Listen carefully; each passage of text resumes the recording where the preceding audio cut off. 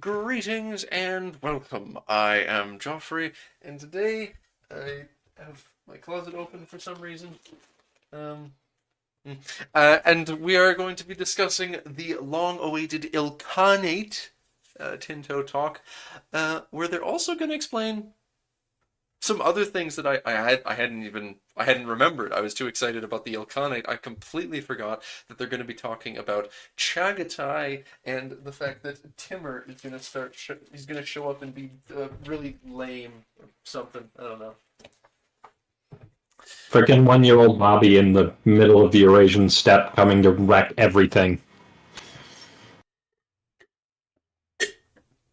Today we just have Vector with us, and by us I mean me. It is me, just me, and him. We're here together. It's essentially Wednesday's affair.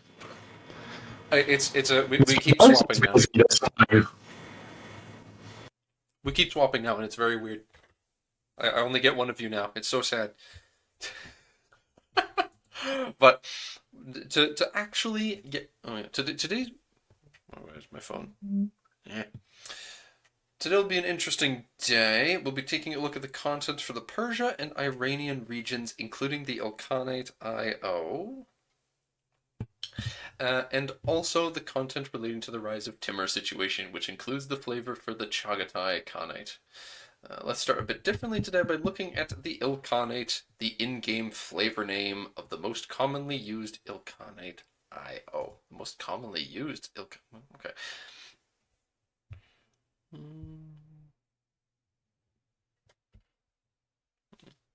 Being sent change.org links. I know. Okay, never mind that.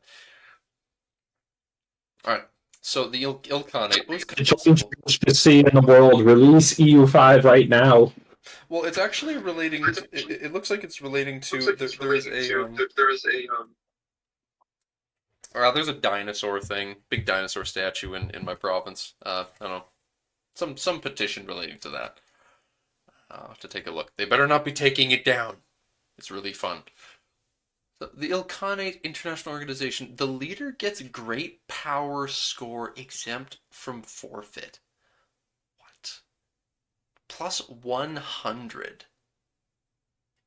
I don't know if that's a lot or a little. I can't remember how the great power scores looked like in terms of calculation. I don't think we've seen that, actually. I don't think we've seen any of that, actually. Well, I think we saw the list of like the 8 starting great powers, and we saw their collective totals there. But yeah, I don't recall if we saw how the actual calculation works. Okay. Now, the cannot become an empire is interesting, and can invite new members. So anyone can invite new members. You don't need to be the leader to invite new members. To join the Ilkhanate organization. I mean, maybe if you have a descendant of Genghis on your throne already and you want to reform the Ilkhanate, I guess? That's about the only reason I could see a new member accepting an invitation to join this, because otherwise it's like, hey, do you want to join the burning wreck of the Ilkhanate? Sure! What do I get for joining? Oh, you get to be involved in an internecine power struggle between a whole bunch of squabbling claimants. Yeah, it sounds like a lot of fun. You lost the whole Tinto Maps feedback. What do you mean, Gimalt? What do you mean? Just you mean that they did a map. They did map changes to this area. Yeah. We'll talk about the map. The way that the map for this area has changed today. Yes, don't worry. If that's what you mean. But yeah, 93 members. There are 93 tags in the Ilkhanate. That is actually a lot more than I thought, I'm going to be honest. There's a lot of really small ones, particularly if you look at like Kurdistan. It is a million bajillion, like one location tribal. Or a handful location tribals all over those are very small. Kurdistan and Armenia. Just see. Middle East HRE, here we go. Yes. Oh, you thought you were late. No, it just started 4 minutes ago, dude. You're good, you're good. Alright. So, yes, 93. The Kingdom of Georgia, that's right. Georgia's in it. Huh. But let's continue along. Well, maybe not for very long. There is one very devoted Georgia person in the comments of this and the map feedback with lots and lots of constructive feedback on the situation, and very strongly holds that it should not be part. And it looks like it will probably get taken into consideration. So, Well, if we got evidence, they do take evidence into account and change things where necessary. So, yeah, I'll have to say. Let me adjust my setup a little bit here. Put my microphone down there. All right. So, yes. Good evening to you as well, Matt. Hello. Be good to read the comments because you milk the devs dry. Matt, when do you not just rake them over the coals for questions? When we do look at the questions, roughly half of the ones worth looking at are yours. So that's it's like saying water's wet, unless you disagree. That water is wet. The Ilkhan is without a leader. Oh, perfect. Power vacuum. It's without a leader. No wonder Dark said that this is going to work perfectly for his plans. Oh, goodness. yeah. Oh, this is great. International organizations can be without a leader. That is and so. They can have deployments. That is so good because that is exactly what he was looking for. It is just claimants, of course. Nothing is going to get done for this foreseeable future until the situation is resolved. So there is no leader. It's just a group of people who are all arguing over who is in charge of the country, and no one can agree on who is. And eventually, it is on a course for collapse, I guess, unless something happens.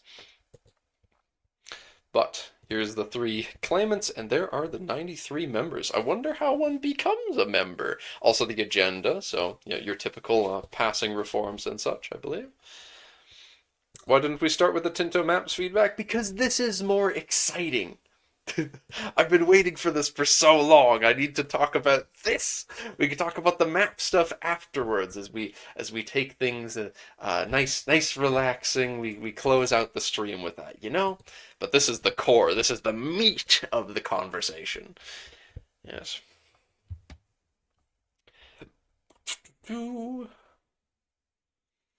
This is the Ilkhanate IO panel. Yes, where you see the status, members, and possible actions. Of course.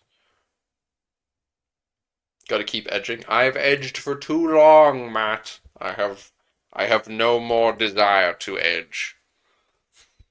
And the Jalarids are split up a bunch, and it looks disgusting. And then the Gurgans. No, this is horrible. Jalarids have a shit ton of vassals between their 2 parts. Okay. Why the Gurgans gotta do this? Because the noodle. This is on par with my old yellow noodle babblings for realms. This is ridiculous. Remember, reality is allowed to be stranger than fiction. It's true. And it doesn't have noodlier states as a result. Because Border Gore is historical. It's true. Which is a good thing because I make disgusting. One thing you all can expect from my mapping once it comes to me actually posting my mod, you will see that my borders are horrendous. I make the most disgusting border gore. I am very fond of horrific looking HREs, and when you see a country that looks normal, there's usually some really screwed up reason for the country looking normal if it's in the HRE. Right.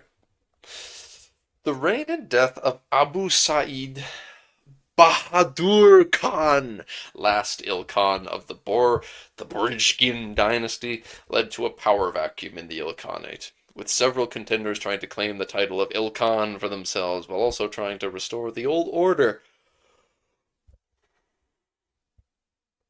over the lands ruled by the Ilkhans. We're portraying this convoluted political situation through different mechanics. In order to be able to restore the Ilkhanate to its former glory, you need to be one of the claimants to the Ilkhan, a special status, a feature available for all IOs. More about this next week in the HRE Tinto Talk. Nice, nice, of course. The HRE is the poster child one, of course.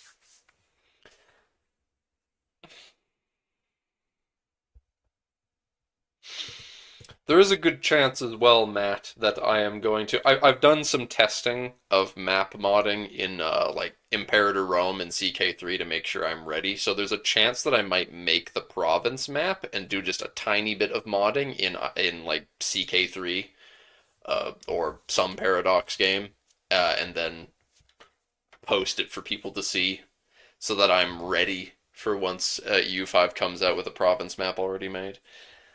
Because it's really easy to transfer that stuff over. Province maps have been consistent in PDX for a very long time now. I mean, since Imperator, rather. Right. But the special status, claim it to the Ilkhan, the one attempting to unify and lead the Ilkhan under their banner. Members of the special status in an international organization enjoy certain privileges or have certain duties to fulfill. In some cases, the leader of the organization has a special status to emphasize their unique position. In other organizations have electors instead, which are represented with a special status. This is a good example of our lovely nested tooltips. The yellow texts are hoverable features with the blue texts, while the blue texts are game concepts. Oh, yes, yes, good, good, good. Always nice when they do things like that. There is a way to become a claimant to the Ilkhan through IO actions. Claim the Ilkhan. As descendants of the legacy of Kagan, Borjigin, Temujin, Chinggis, we must claim the leadership of the Ilkhan for ourselves. We lose 5 legitimacy, and Ilkhan bestows claimant to the Ilkhan status on Muzaffarids. So you can do this if you weren't forced to renounce your claim, you don't have the claimant status already, and you need to have at least one of the following. You're a dynastic descendant of Chengiz, through the Borjigins. Any character in the country needs to be a dynastic. What descendant? What? Any basically either you are descended from Genghis or you have somebody in your country descended from Genghis, because essentially at this point in time, if my memory is right, these various claimants do not have a blood ancestry going back to Genghis. What they have are various puppets, members of the Bjorgen dynasty descended from Genghis that they're trying to put on the Ilkhanate's throne. Oh, that makes a lot of sense. Yeah, yeah. If you've got someone in your country that has a claim, then you can just be like, well, look at this dude. Like, I'm trying to put this guy in charge. Totally, that's my claim. Look. Like lifting up the frickin' Lion King cub. Mm-hmm. Yes, you can claim it. You really don't get that any character in the country is like your. Yeah, yep, Gemalt. But I wonder if other groups can try to become the Ilkhan, like Chagatai or something. Well, they wouldn't be. Chagatai's not in the international organization, so they'd have to join it somehow. But I don't think that's going to happen because they are too large and they're busy with Temujin, or they're busy with Timur, or they're going to be Yeah, in like a couple decades. It does make me wonder if the international organization dissolves, which we'll read in a little bit here, can happen. In fact, I think it's fairly likely to happen in most games. And then you are a Mongol culture tag who conquers through Persia and then moves your capital there, if we'll have the decision to refound the Ilkhanate that way then. But while the international organization is around, I'm assuming that this will be the only way to do it. Mm-hmm. That does make sense. Yeah. They can join? You ask the devs. Okay, God damn it, Matt. Matt's on the ball. He's asking all the questions, of course. Yes, Rasak is finally late. He's 14 whole minutes late to a stream I didn't schedule. This is crazy. Got him. Fucking got him. Uh, hope they change it. Hope they change it. You don't want them to be able to join. Mm. Uh, Chagatai should be at the same tier as the Ilkhanate and the Golden Horde, and they should all be empires, is your point? I think it is. I think it is. They described it as a Khanate, so I assume that means that if it's a Khanate, that means it's an empire tier horde. Yeah, I can't remember. I can't remember if Chagatai was listed in the list of all the tags in their country ranks or not. Because those were formables, I believe, and I'm not sure if Chagatai is creatable or recreatable or not. I wouldn't know. Chagatai is not very famous by comparison. Chagatai is technically a vassal of Yuan. This game is unhinged. Well, so theoretically speaking, all the breakaway hordes are supposed to be vassals of Yuan, if my understanding is correct, since they're supposed to be the great Khans. Alright, Vector, I no longer feel like Artom Ziada is too powerful in their quote unquote like territorial extent where they have all. At first I was getting a little like, I don't know, this is a little weird with how far you're making there be like, oh well, at the height of their power they ruled these guys and they're considered nominal vassals now. But if this is how Yuan functions, where it's like technically the overlord of all the Khanates still, that's like, okay, fine. That's not actually crazy at all. I don't think it'll be portrayed as their overlord, but technically speaking, yes, Yuan is still their overlord at this point. Mm-hmm. And I believe it's technically their overlord even to the point of when the Yuan dynasty collapses. So it's just, it was on paper and didn't have any practical power. So I like the statement from Nem that the Yuan at the height of its power was technically just the Mongols. We're not an entity being the leader of an entity, but a guy pledging loyalty to another guy. Yeah, that's true. That's true. Continuing along, unify the Ilkhan. By being a claimant to the Ilkhan, you get access to this special CB, which can be used against other members of the Ilkhanate, making it easier and more straightforward to conquer them. So conquering, yeah, attacking, yeah, it's 25% cheaper. So both people involved is just cheaper, yeah. It's just a significantly cheaper CB. And you have the CB because normally it's hard to get conquest CBs for most people, but if you're in the Ilkhanate and you are a claimant, you can just use this. Yeah.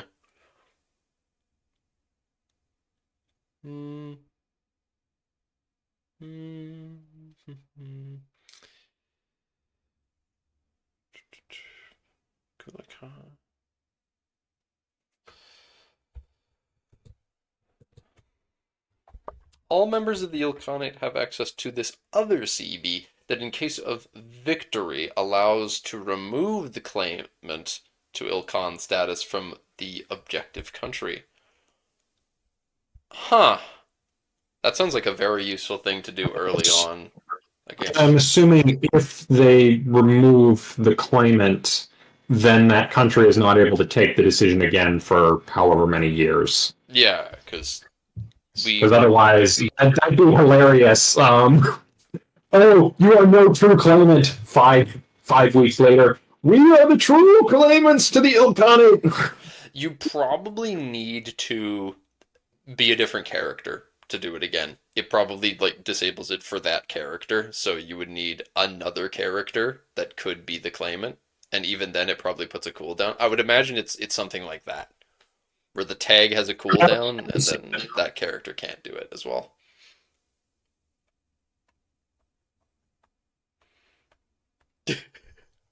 Apologies for my absence. What is this? What is this, Vector? Why are there so many people in this community now who are so just apologetic for not showing up to a spontaneous stream that wasn't announced?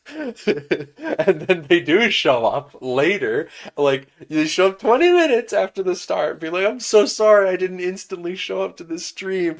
Oh, I'm so busy." Yeah, you're so busy, Hot Pocket. You, well, why don't you, if you're so busy, then go do whatever you're busy with. Don't worry about this. This is Take just goofing. take take great pride in the fact that your streams are evidently such a highlight of people's day that they put aside everything to get here as soon as they can and are contrite when they don't. Apparently, jeez, I'm gonna get all full of myself at this rate. Oh, you're worth my shitting time at work.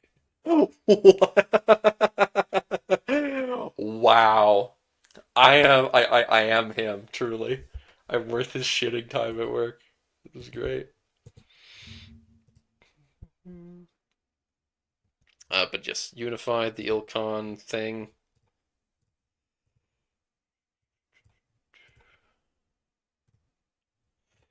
Refusal to But yes, I can commerce. already see why Dark is really happy for this with his Twin Crown Kingdom, which is going to have a whole bunch of wannabe claimants to the throne and shit. So they'd all start as claimants, and then you can strip claimantcy and, you know, all that kind of fun stuff. Yeah, because because so with his IO, every single tag is a claimant at game start. So that's one thing. Everyone has Wait, a claimant. start? Is that? I thought it was a case of it was railroaded so the king dies like a year in, Well, and then it explodes into the IO. yes, but every All of single the tag, splinters have the yes. claimant, but yeah, but then in the aftermath, then you can have them all using this refuse the false claimant CB to Hmm. slowly strip all the various people until there's only one left. And the fact that special titles are a thing means that they could very easily, probably it would probably be easy for Dark to make a bunch of special titles for uh governor of this, whereas like if you own X number of tiles in this area, then you can get the special title for governor of this, or it's Duke. Yeah, it's Duke of this. And if you're the Duke of X number, yeah, if you have X number of duchies, I think it was like if you have two duchies or you have the capital, it's easier to become one of the kings. And then if you are one of the kings, then it means that you can try and enforce your claim on the other region as well. Yeah. It's going to be weird, but it sounds like it's all going to be there. I'm sure Dark's going to have to cut. He's going to have to hack away at that for a long time to make it work. But then again, that's not in the scope for the first version of the mod, so he won't have to worry about it at first, I guess. Mm-hmm. um, if you end up being the only claimant of the Ilkhan, you'll automatically become its leader, and this is something we want to change so it becomes an action in the main actions panel to make it more clear for the player. By becoming leader of the Ilkhan, you may be able to unify the AIO into a proper country once again. So yeah, as a yeah, you do become the leader by default, which is interesting. So I will be the sorts of lots of shenanigans.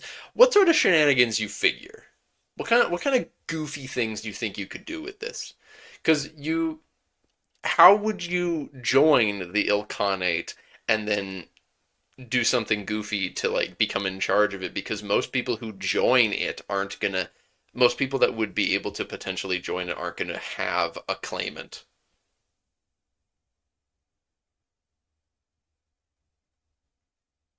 Maybe there's a way that you could more royally marry someone and then become a descendant that way. You know? Maybe you is like game start. You're playing like Georgia, and you decide to stay. Well, we'll have to see how the Georgia leaving thing works. But like maybe as Georgia, you could do something really rank, like as Georgia marry a Borgian somehow, and then you get a son in your court, that child is then a descendant, and you could prop them up and become a claimant tag. Oh, as Hot Pocket said, yep, royal marriage shenanigans. Well, it's not religion locked. Yeah, so what you guys are saying is yeah, exactly what I was getting at. Do something goofy like Georgia. Yeah. Byzantine Empire or Trebizond. CK3 mechanics actually sound fun as hell. You do not need to be of the dynasty, Nem. No, you just need to be, um, wait, a dynastic descendant. Actually, that's a good point. Dynastic descendant implies that it's of the Borgia dynasty. Yeah, I think that's the case. So you can't So you just, can't, yeah. yeah, you can't have a claimant through a mother. It has to be a male line heir, essentially. Matrilineal marriage? Hmm? Borgia, That's Georgia? not male Hmm? line. That's not male line. Although that does It make me, doesn't. I assume that they must have the capacity for matrilineal marriages. Yeah. That has to be a thing.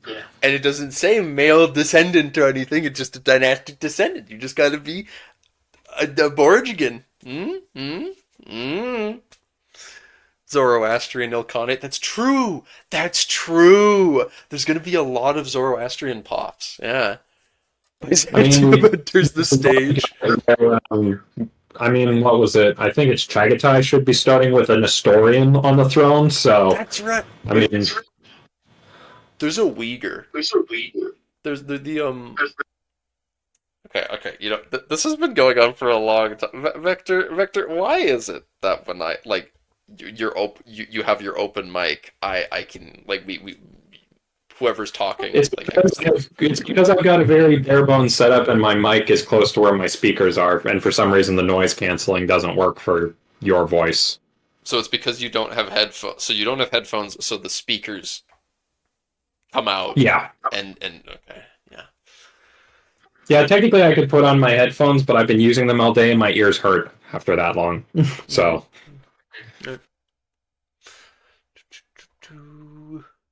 Any character in the country. That is the thing, Rasak, but we have no idea how to acquire said characters, and also we don't know if any character would mean a wife, for example.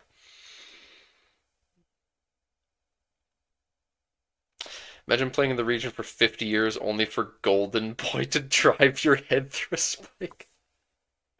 Golden Boy? What? The Golden Horde? The Golden Horde's probably going to implode too, though. Hmm. Should be good for the next 20 minutes. Hello, Evie. Hello. Hmm. Timmer. Would you call Timmer Golden Boy? I call him lame. Lame-o. Tornadoes everywhere. Yee. Right. But forming tag, the Ilkhanate is a tier 4 tag, and what was that about? Chagatai is a tier 3, so yeah, they're not an M, or I don't know how this works. I don't know how this works, man, because the tier of nation isn't necessarily rank either. I don't think. I don't know. Or maybe it is. Yeah. Yeah, I think it is tied to rank. Like tier don't 4 get is bogged empire. down in the details too much. Well, ah, ah. All right. So, but to actually form the Ilkhanate, you need to be the leader of it, and the Ilkhan has a total of equal to 0 with the status. So, you need to be the leader of the Ilkhanate, and no one needs to be a claimant? There's a broken tooltip here which already has been reported as a bug. The second condition is that there aren't any countries with the status claimant, and you also need to control 75% of the locations owned by the members of the Ilkhanate IO in order to form the country. The IO will disappear the moment you do it. So, you do this isn't strictly then the HRE because you do actually need to form it by force is the idea.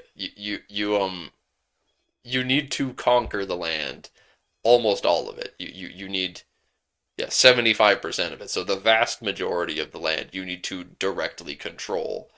Um, yeah. And then of course there need to be no other claimants. Can you leave it? Don't know. I don't know. They haven't specified that here. Horde diplomacy Actually, you indeed. can. I doubt you could leave easily though. Because like, you could leave the HRE easily in EU4, but I doubt you could leave this so easily. Actually, behind in recent Tinto talks. Yeah, the last ones have some pretty interesting. It's nothing specific that's mind blowing, but there's a lot of good nuggets here and there in the last couple. Yeah. Oh, shed the shackles. Okay. On a different track, if you're a Persian member of the Ilkhanate, you also have the opportunity to fight your way towards unifying the region in a completely different way with this CB. Shed the shackles of the Ilkhan. So much cheaper The, conquest. the Persians have nothing to lose but their chains. Yes. The foreign Mongol rule of the Ilkhan must disappear. We shall unify Persia under our banner. The Ilkhanate may cease to exist if all its members are conquered by a country not being a member of the IO. There is no leader or there is no leader or claimants to the Ilkhanate. So, uh,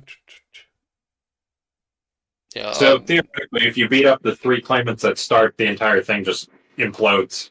You know, five years into the game.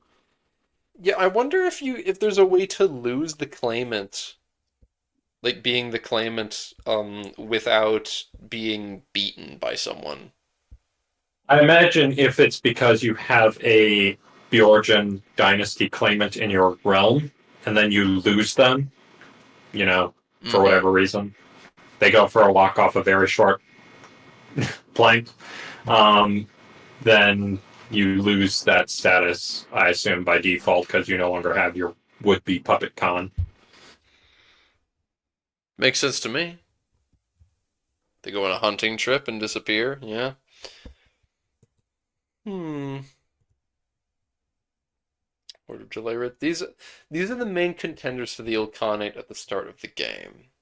Yes, we have Jalayir, uh, the of the Jalarids, of course, who's a really good character. Honestly, this is quite good. The admin skill, it's nothing crazy, but the overall this dude's pretty balanced and in a definitely good with Marshall. Yeah,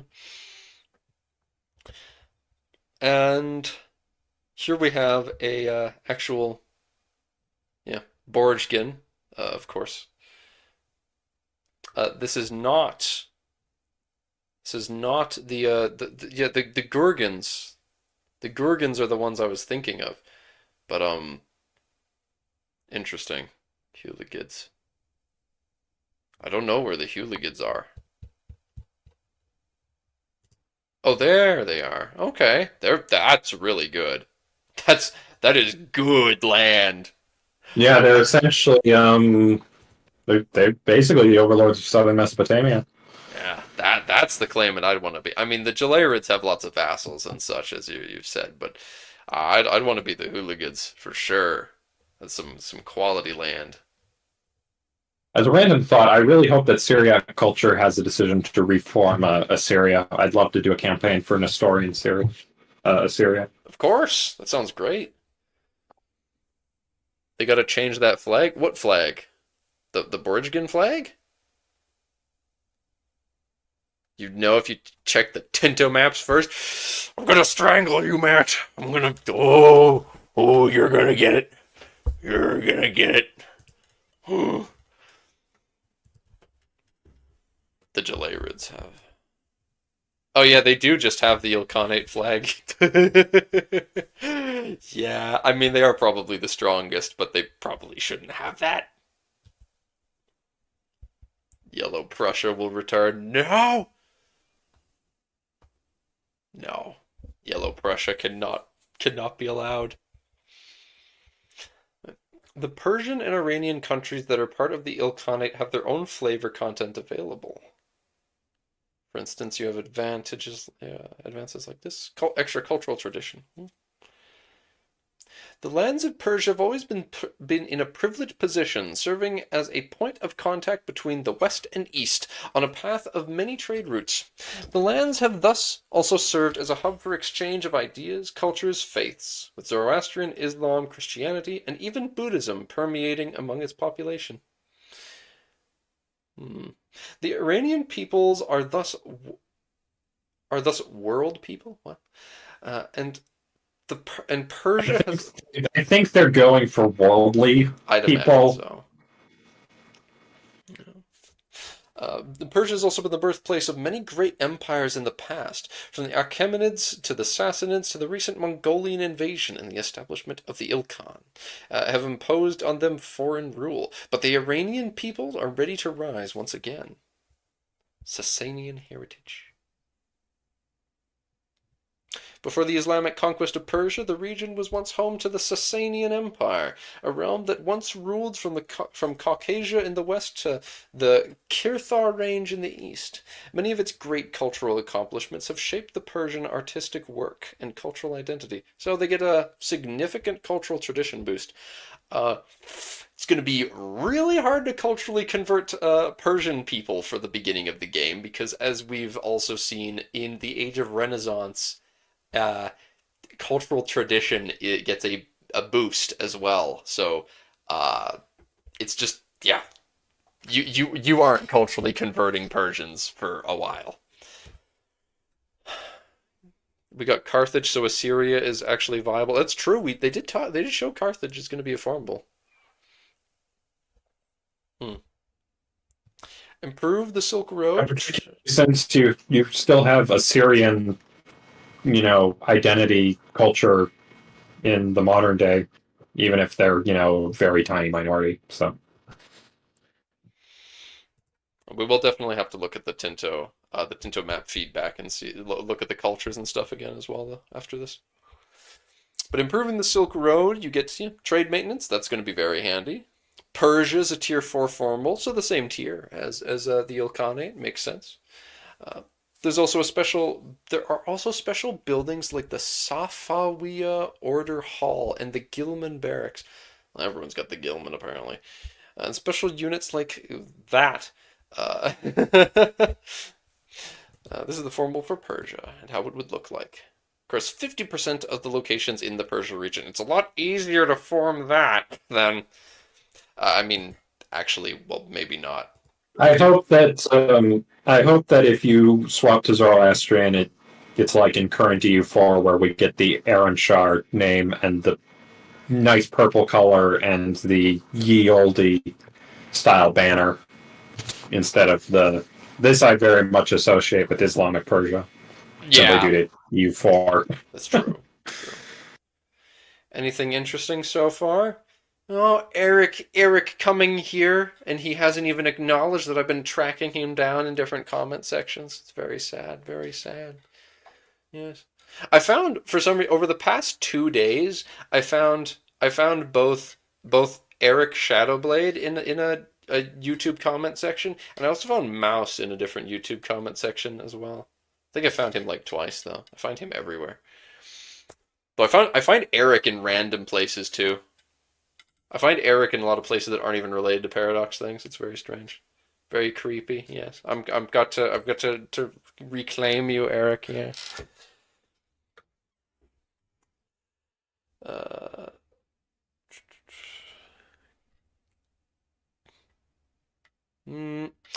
The lands of Persia have always been the seat of powerful empires since the times of Cyrus the Great, and it is time for us to reclaim that rightful glory and the title of Shah of Iran. As several of the neighboring regions have been conquered, the possibility of a resurrected Iranian nation doesn't seem so absent anymore. So, It is interesting things you've missed. The entirety of the discussion about the Ilkhanate. So there's that. It's going to be a very interesting system. Oh, it was the Aretinids. The Aretinids are ruled by a Uyghur at game start, I think. That was the thing I was looking for. And aren't the Aretinids a vassal of the Jalarids? I think they're one of the vassals of the Jalarids. We'll need to see the Tinto map, though. Yeah. You prefer the blue Persia? I'm not sure what I prefer, honestly, though. I'm not opposed to blue Persia. I'm not a huge fan of the blue that they use, that they currently are using in CK3. It feels a little too light for my personal preference. I get why they did it because darker blue is associated with France and Francia, but I don't know. It's a bit too like it's the color of Shirvan on that map with the Persian Empire, and I don't know. It's just too close to toothpaste color, which is Sardinia Piedmont's by right.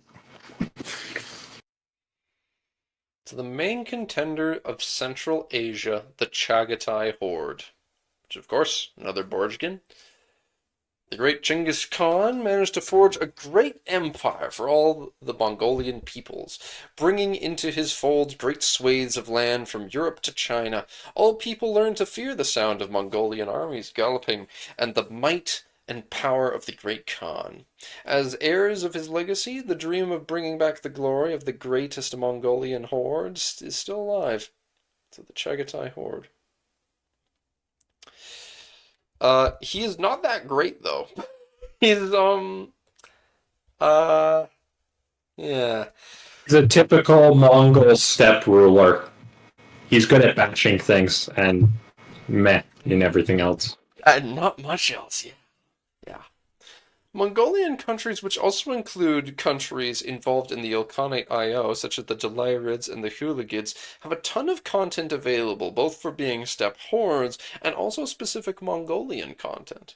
We aren't going to reveal most of that today, since it's already a meaty Tinto flavor, and we still have to take a look in the future to the Golden Horde, which also has unique content, but this is an overview of it.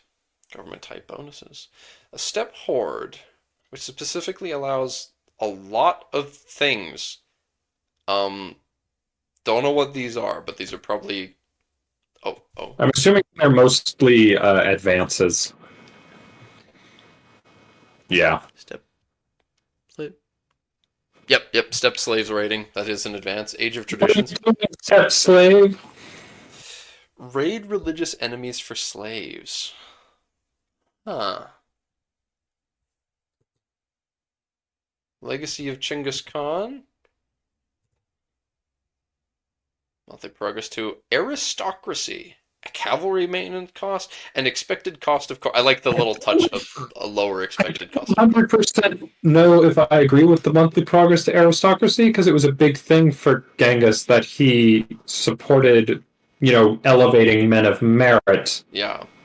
And his primary rival Jamaica was of an old Mongol lineage and so had supported the more aristocratic Mongol clans compared to Genghis, who had more new men, air quotes, because he was big on meritocracy. So I don't know if I agree with this monthly progress to aristocracy, but perhaps this in general is more appropriate for the later Mongol Empire. Don't know.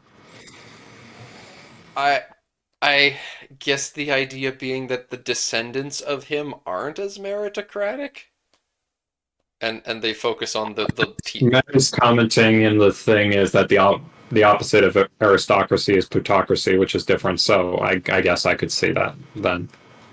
But in that case, I'm not sure it needs to give any drift to aristocracy versus plutocracy. Mm-hmm. Well, in any case, though, I do think I do think it's very neat that the concept of the I think thinking about the fact that meritocracy is an institution and that it has spread over certain parts of the map specifically because of Genghis Khan and his empire. It's not like the Mongols were Republicans or Democratic. Yeah. That's the point, Matt. Is I just I don't feel like it's especially relevant either way. I don't think that the aristocracy slash plutocratic is really relevant. Well, yeah, which is just why I'm not quite sure why they included it. But it's probably something in Mongol history they read up that I just don't know because I've got a surface level understanding of Mongolian history. It's not something I have done any particularly deep dives.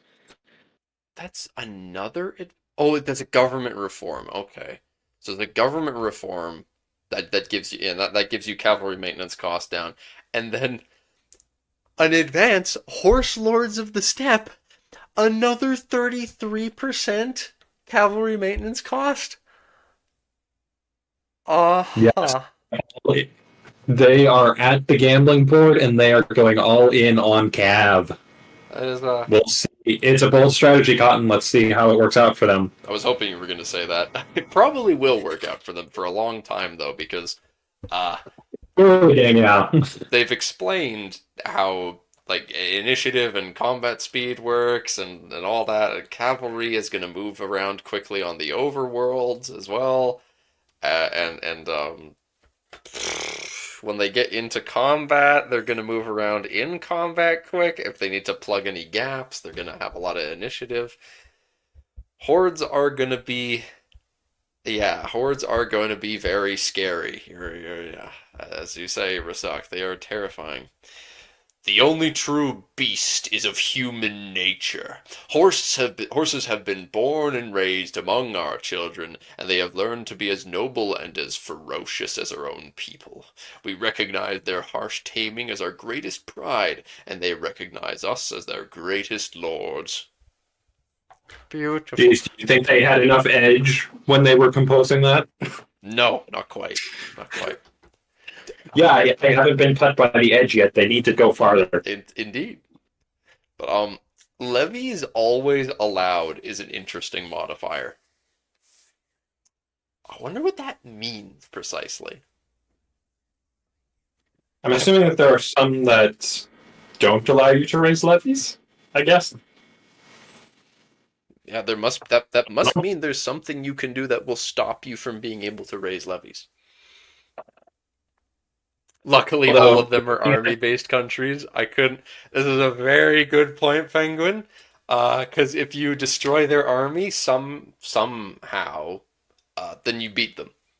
I don't know how you're going to destroy their army, but if you do, then their country's going to fall apart. So that's Although all this horse lord talk is just making me think of the inevitable Lord of the Rings EU5 mod.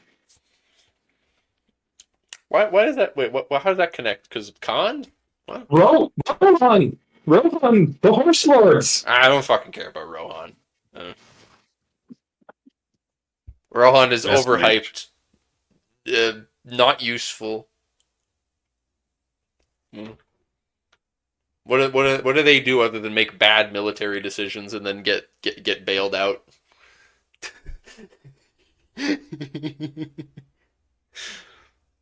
Imagine deleting your army by mistake. Ah, that's what you do.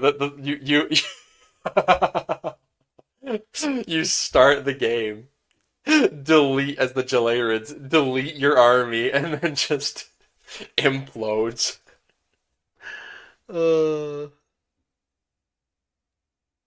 Vector, it's true. The Grants of Kyrian was a horrible trade deal. Why did they give? They should not have given them that land. Let them settle the land as vassals, not at best, not as allies. This is ridiculous. It's more for the Easterlings. Exactly, Matt. The Easterlings of Rune and the very eggs of Cand. Now those are the boys. You got those. That's who I care about.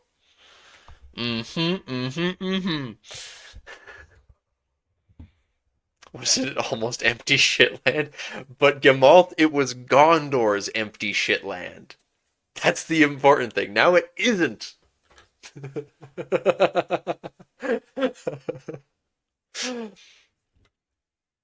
Army-based countries, random chaos hordes, building-based countries, a religious order. Oh, okay, okay. Here's the thing. Here's the thing, Nathan.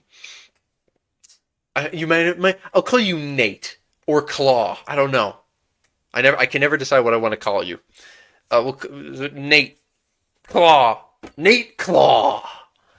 The problem with the army-based countries is that it's easy to say, "Oh, yo, you get these wandering hordes. You have just like an army, and it walks around and does all sorts of things."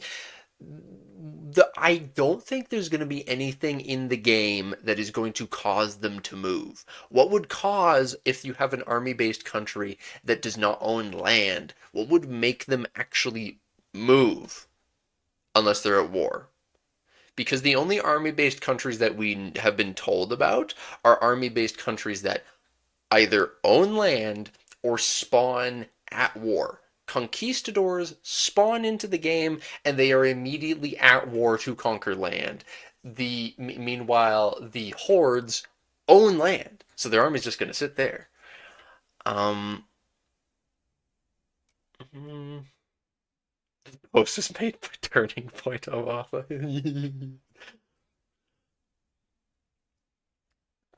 Army-based nations are not very different. Don't think you'll destroy every single horde army unit very often. Yeah, it's not going to be easy to do that. I don't think it's going to be a very common thing. But in a death war situation, maybe that's what happens. I kind of suspect that it's going to be a case of army-based countries being terrible in a death war situation where you just keep fighting and fighting and fighting and fighting and grinding away until eventually their army is just worn down, and then there's something that triggers when their army is just really weak where the country will fall apart. Yes, the Navy-based countries are something I really want to know more about because there are a lot of things mod-wise that I intend to do. There's a ton of things I want to fuck around with in regards to Navy-based countries. Same migratory code as EU4 natives, but there isn't any migrating stuff. Eric, there's no like migrating tags.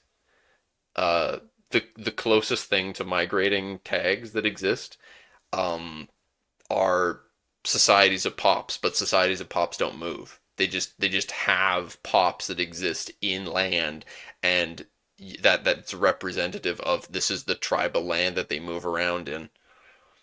This, yes, the lobster fleet. It's true. It's true, Vector. We got it. We gotta have the lobster fleets. There's gonna be a lot of pirate fleets. There's gonna be too many. This is what happens when you have someone whose nickname was Pirate Pete as a kid, making a mod. And then there will be 1,000,000 pirates, and they're all gonna steal your stuff. For that is a question. Checking AI and code will answer. If you recall, you don't need to reduce their army to 0 if their army gets low enough. Yeah, they didn't. I don't know if they specified. They just said that it's something where like the country's existence is tied to the army. So if you take all of their land, they're still going to exist as an army. But if you destroy their army enough, their country is going to fall apart. Yeah, I doubt that it will be a you have to literally hunt down every single peasant in armor. I think what it will instead be is it will be kind of scaling based on your size and your development. And it's like if your army drops below a certain strength, the realm implodes because you no longer have the army to keep it together. Oh, Matt, you're talking about imagine losing a regiment and half of your empire just leaves. I fully intend to make several tags that in my mod that are going to be navy-based countries, and you better not lose your heavy ships, buddy, because if you're losing that heavy ship, then your land's gonna split up into a bunch of new pirate fleets. Wasn't confirmed somewhere that stack wiping is more common. Don't know. Don't know. I didn't see that, if so. But you make a mod based on Waterworld with only pirates? Nope, it's gonna be a One Piece mod. One Piece mod, because my friend Villain is making me watch One Piece, so that's what it'll be. The Great Age of Pirates is here.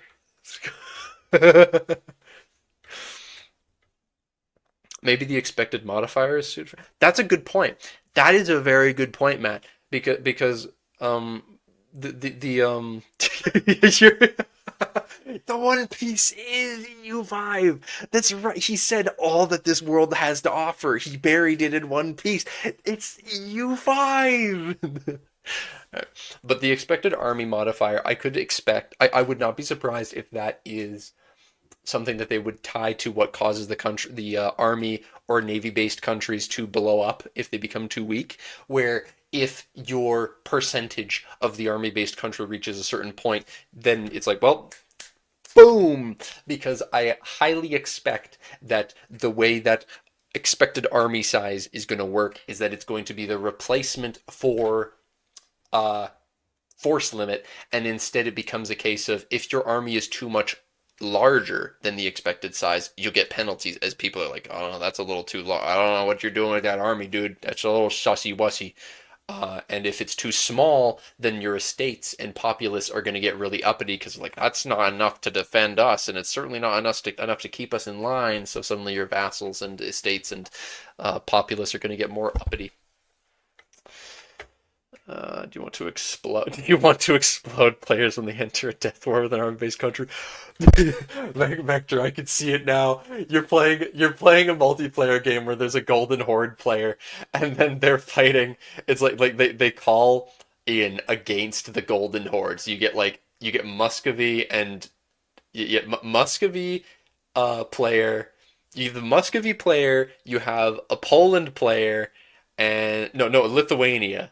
Yeah, you have Muscovy player, Lithuania player, and it's like they at game start make peace with the Holy Orders because they're like, all right, we need to make peace with you guys now because we got to defeat the Golden Horde now. So they all just like gank the shit out of the Golden Horde, and the players are just like, come on, make the peace deal now, give up all the Rus, give up all the Rus. If Or you we will death war you to the point where your entire country dies. They slowly are occupying more of their land. Listen, we're gonna keep destroying your army. We're chasing you down. If you meanwhile, the Golden Horde players in a different VC being like, please, Chagatai, please let me hide in your lands. Please, I need to hide in Yuan with my army. Otherwise, they're gonna. Great Khan, please, Great Khan, Yuan, let me in your lands. I'll become your tributary state if you please just let me hide in your lands. They're gonna make me explode. I don't want it to happen. I don't want that to happen. Do you want me to explode you, Ludi says calmly. New angles of gameplay means new angles for multiplayer shenanigans. Oh no. They said expected army size is kind of the minimum amount for people to respect you. You need to be at least this size to be taken seriously. So that's interesting because they made it sound like okay. So the expected army size was in green, so it makes it sound like that is the larger that is, the better. But I don't know. But let's move along from Horse Lord to the Steppe. It allows recruitment of horse archers in a really good supply auxiliary unit. Uh, the interesting thing about all this is, of course, that you keep your advances. Advances are tech, so you keep these as you go. If you become a settled country and if you stop being a horde and you feudalize and all that such, you're still going to have all this tech. You're still going to have your really cheap cav and the ability to use horse archers. So that's nice. I mean, horse archers will stop being as useful later in the game because maximum strength becomes a problem because the later game tech troops you unlock are larger in size and just better in general, of course. Proceeds to mobilize 500,000 levies. Levies always allowed. Always. Uh, Unsurprisingly, horse archers ain't so great in mountains, wetlands, and jungle. They're good in sparse and grasslands, though. Yes, yes. Very nice. In fact, 20% better. I like that the auxiliary unit has a combat performance. Yo, they're 10% better at fighting. They're gonna be so strong. Oh dear. Combat power 4.0 for horse archers, combat power 2.25. Interesting, they all have a frontage of 1 still, so it's not like the horses take up more space on the battlefield. Though the interesting thing about the fact that frontage is a stat means that you can potentially make monstrous units for mods that will take up more frontage. Gotta make them trolls. Gotta make them trolls playable. Vector, EU5 Lord of the Rings mod, you need to have the Storm Giants, of course. See, you have them in the EU4 mod, so you need to have the Storm Giants as a playable tag. Oh And God, I've forgotten. The EU4 mod has so much random shit. but it's gonna be Fucking so storm cool. giants. The Storm Giants, and the Storm Giants will have a frontage of like 15,000. Yo, Yeah, and then we can also have like the freaking half orcs shit in the far north with the weird Numenorian islands and yeah, they're crap. half orc Numenorians. God, that makes me want to puke.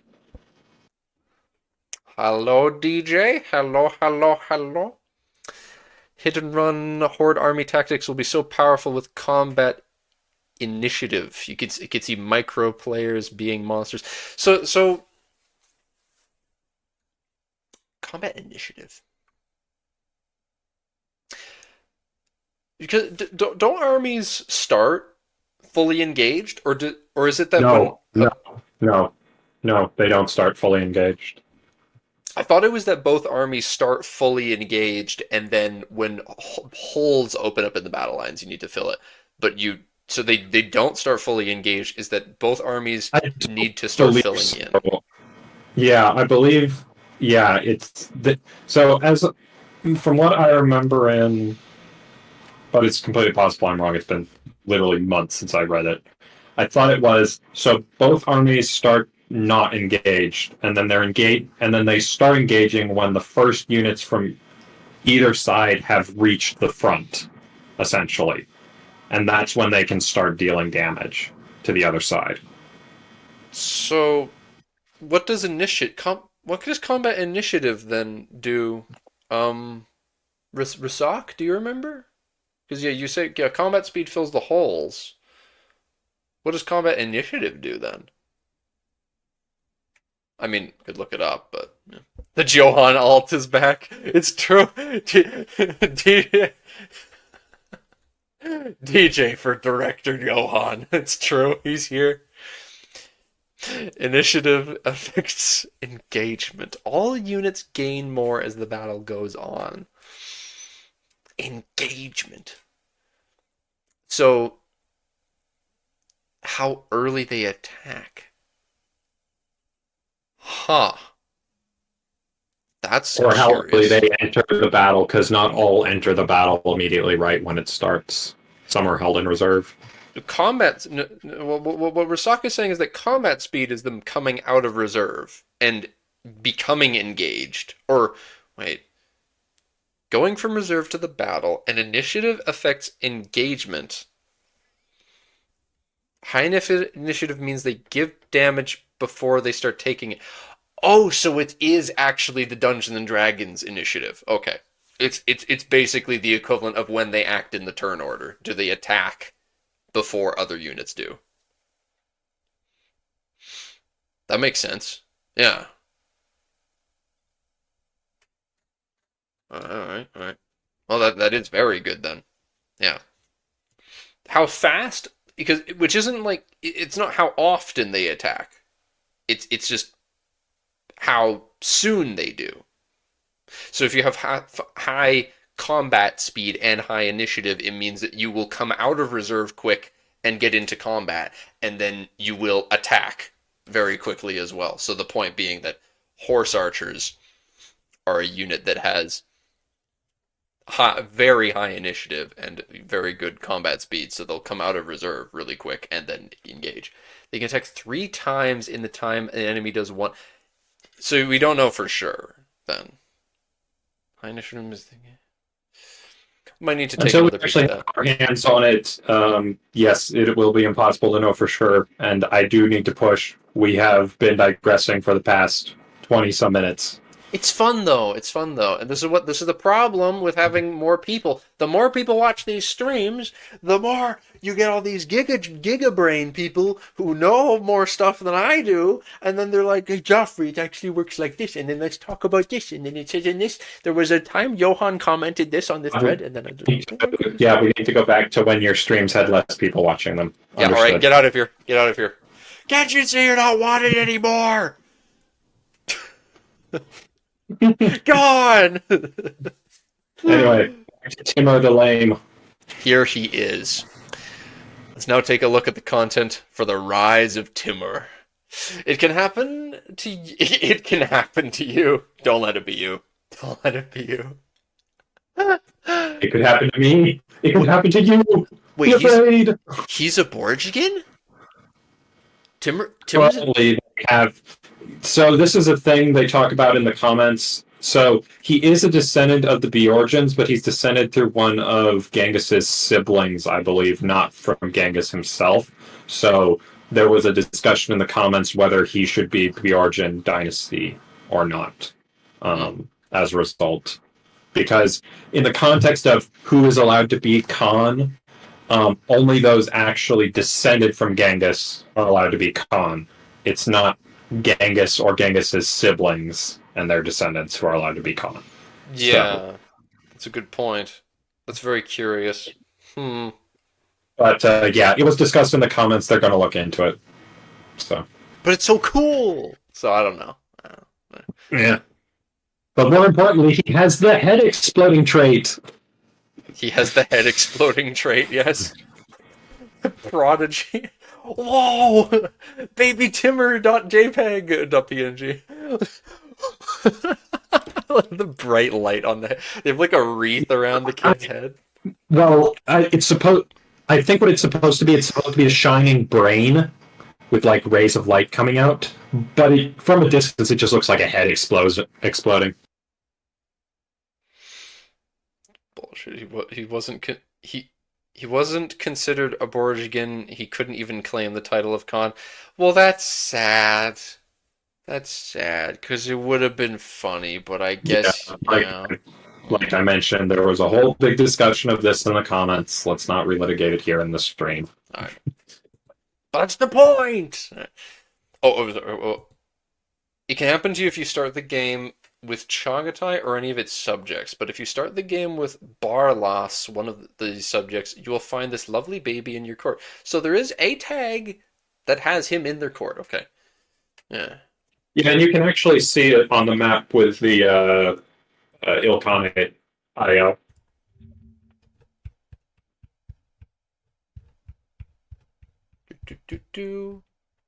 Yeah, there it is. Just a little to the northeast. Barlas. Fun. Basically, right near Samarkand. So Yeah. Nice. checks out since I believe Samarkand was his capital. I think it's the capital in EU4 anyway. It definitely should have been. That's the place to be. But yes, Prodigy. The future of this child is bright, and they are predestined to leave their name in the history books. Apparently, this baby might be a prodigy. Ooh. Ability increased during education. We'll have to use that for some characters in the month. Yes, there is one character that I know about that's going to be a child at game start. That being the one son of there's the I forget her name, but yeah, the child of the Queen of Tukwa and the King of Gloriclaw, and they're going to be fighting over whose child it is, which dynasty gets it, and who PUs the other, basically. So that child is going to be significant because they're Wait, going to. I thought Tukwa was supposed to be in like free fall shit. Oh yeah. How else are we supposed to get the revolution? Well, yeah, it's just that if one of those two factions manages to unite the two and they actually hold it together, then that kid is going to be destined to just be insane. That's the point. That kid is 1 year old, so basically Timur but French, and in the middle of the HRE. But you know, All of those words said in succession are horrifying. can't wait to get your hands on the game to look at the game files. Me too, dude. This is all about Vector. Dark and I are modders, and we love looking at this. That's why we keep yapping about. Oh, put this in the mod next. Yes, we gotta do like Prodigy. It's a thing that makes children more likely to get better uh, stats when they are older. So yeah, so like We can't wait to also see. need an inverse of this so we can give it to appropriate characters like Vanya Kiri. Well, she's an adult already, so Yeah, she's an adult. I mean, she hasn't been an adult for particularly long, but she is an adult. be like 50-year-old elf. Eh. I haven't been an adult very long. Mm. You feel you like that you can't see the final stats of the baby heirs? Yes, they have because they we've known for a while now that there were going to be traits like prodigy and inverse of it for positive and negative ones. We just hadn't seen what the trait was, and we still don't know all of what this entails. The ability increase. I suspect this just means that every event that would give you a stat bonus, it will give you an extra one. So Also, we don't know how just good say, that is, but. can I just say the language used here is hilarious? It's not like blank's infant or infant son of blank. It's our infant. Cobra, it is our infant. Come here, little baby.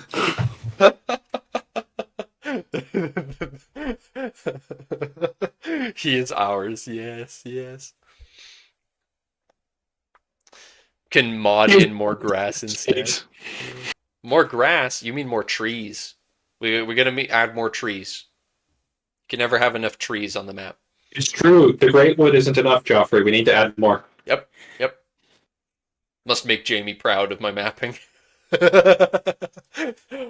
More trees.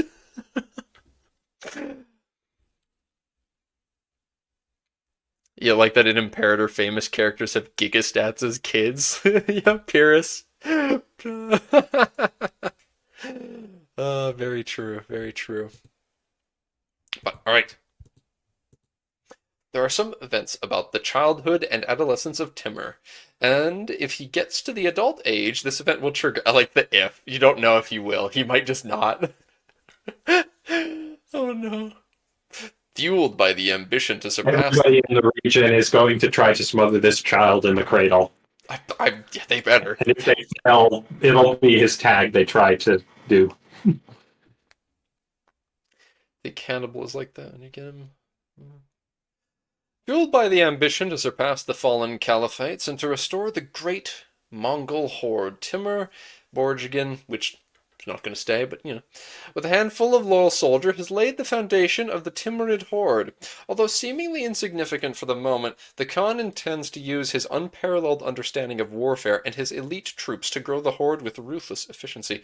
They must be stopped. This event can fire initially not only for Barlas, but for the Chagatai or any of its subjects.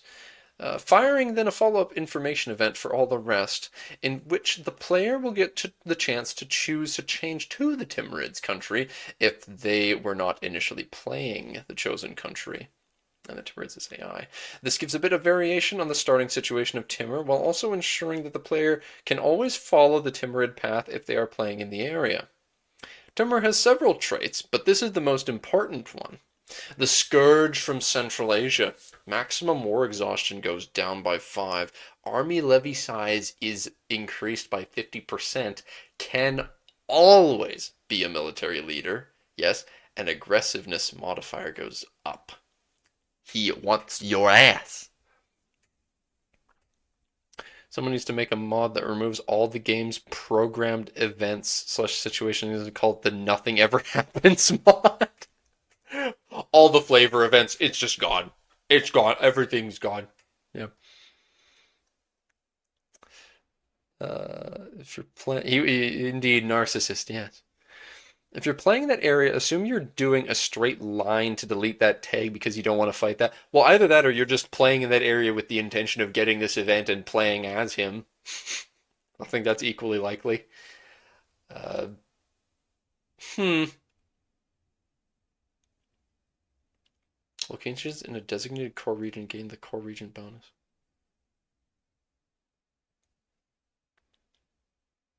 Hmm. Either that or he does it. Yeah, I don't know if it's going to be really feasible to just delete him. If he's as powerful as I suspect he's going to be, he's probably not going to be someone you can. Uh, I doubt you're going to be able to just wipe him out easily. Why the hell did the Jalay? Wait, Jalayers. Okay, that's a different thing. Okay. The chosen country will change, becoming the Timurid Horde. Okay, so if the event fires for your country, so if you play in this country beforehand, in this region beforehand, and you become more powerful, once Timur becomes old enough and the Rise of Timur event happens, you can just swap your country to be the Timurid Horde. Like it will just subsume your realm. Yeah, makes sense. And the situation will appear. Rise of Timur event. I love how just he is so nonplussed. He could not give less of a fuck. He is just yeah. Hmm. He is that Moai statue gif or emote rather. It's not a gif because nothing happens. It's the whole point of the emote. Wait, why is his stats so horrible? Why is his stats so horrible? That must be an issue due to. It's because they use the console to age him up, so he doesn't get any of the natural stat growth he would have gotten. Oh, okay, okay. Because he used the console to bump him from baby farmed to 24 years old. So as Matt first pointed out, he does in fact have a kill count. The situation window has a kill count for kills in battles, kills by raising, and raised cities. He keeps track of all the devastation he does. Oh, truly the sword of Islam. you don't get to be called the scourge of Central Asia unless you kill a few cities worth of people. Gotta pump those numbers up. Yep, yep.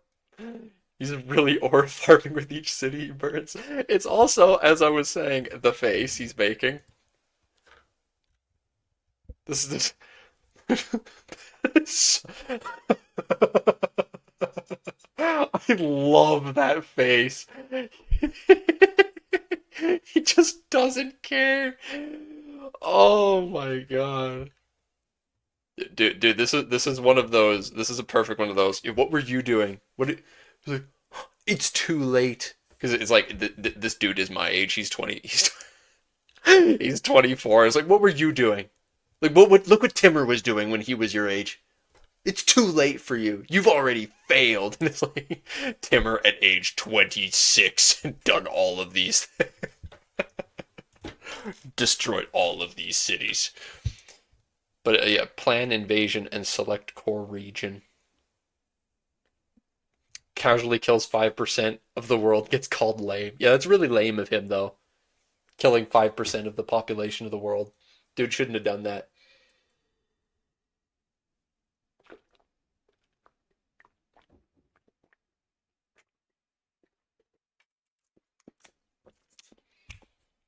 You know, a little sippy. No rage, no hatred on my Zen. Yep, yep. Be bored too if I was the 50th idiot. Yeah, he's probably it probably stops being as interesting after he continues to burn them for long enough. The counters for enemies, kills in cities raised are there just for flavor. They don't have any mechanical purpose. All right. The end requirements make the situation likely to last for the entire life of Timur. All right. So one of the following: Timurid has a ruler with less than 150 points in the abilities. or has neither a ruler nor an heir. Timurid has either been annexed or subjugated, or Timurid has restored Mongolia. So you're telling me that this situation can continue if his heir also has 150 stats. The scouring of Central Asia will continue until the Mongols are restored. That's terrifying. If he gets a good heir, he can keep going after he's dead. Whew. That area of the world really had a bad time after the Mongols arrived. Yeah, it just didn't. It just keeps getting worse. Oh. This is the worst day of my life. The worst day of your life so far. Mm-hmm. It really is one of those. Mongolia is a tier 4 formable. Tier 4? IV's 4. VI is 6. Right? Correct.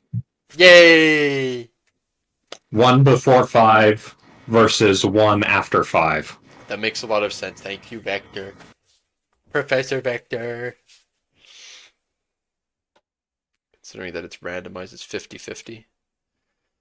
The Black Death is also going to think. You know what? The Black Death might just kill Timur. Depending on how far east it goes. But it might just kill him. It is possible. But yeah, you need to have these cities. That's all? What? It's not possible to choose Mongolia. You just need to not be in a civil war and own all the. You need to own Kiev. Why? Why? Because they're essentially trying to force you to control the maximum borders of the Mongol Empire, and I agree, and this was brought up in a comment.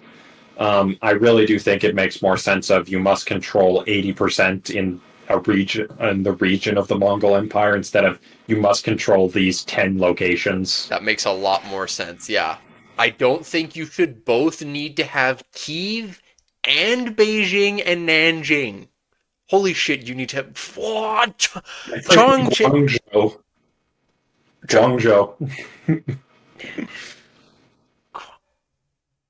Guangzhou is like the bottom. That's South China, isn't it? I am pretty sure that is down.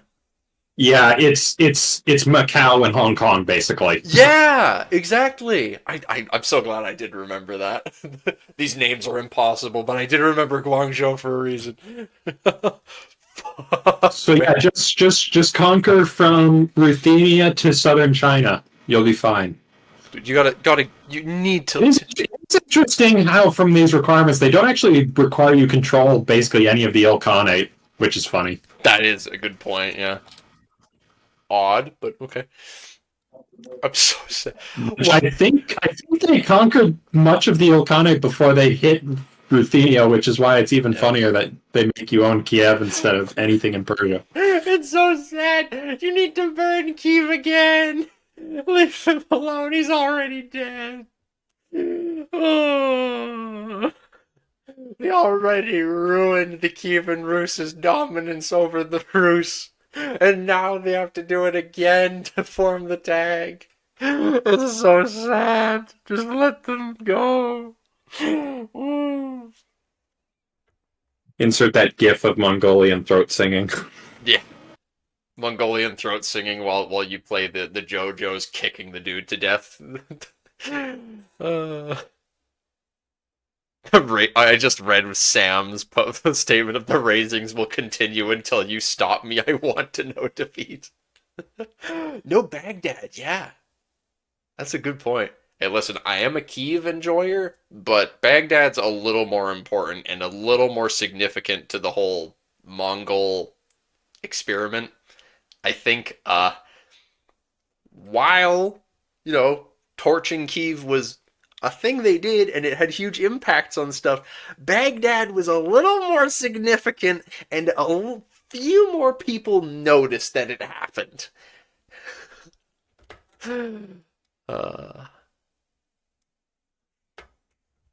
Right. First, the actions. Plan invasion. So select a country to plan an invasion on. Timurids get the Timur's conquest CB on the target country, and you get antagonism towards towards the sentinel location. Yeah, all right, all right.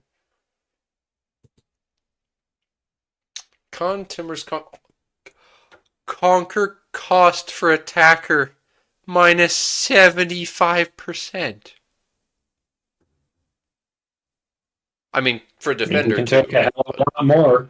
Yeah. The defender can also just like fully annex you if you lose to them though as well, so that's interesting. But Yeah, it's very all or nothing. 75. Yeah, he just gets CBs for free. It is going to be, because they've explained, it's going to be really hard to get like proper conquest CBs. But this is a free one. He just shits out conquest CBs that give him a 75% cheaper conquest. They've already explained that if you are attacking the Mamluks from Turkey, if you're in Anatolia and you're attacking the Mamluks, you can take all of Syria, just the entirety of the Levant in one war, and you could go down like almost to Cairo. You could take just all of that in one war with a proper conquest CB. Nathaniel is right in the comments. Keep reading. It gets worse. It gets worse for you. I love that touch at the end. Thanks for the little at the end. No. Don't worry, it gets worse for you. Wait, whose voice was I just doing there? Why do I don't know. It sounds like a demented clown. I was doing a specific voice, but I have for a second there. I was doing the Mr. Popo voice from Team 4-Star, I just realized. That's what the voice was.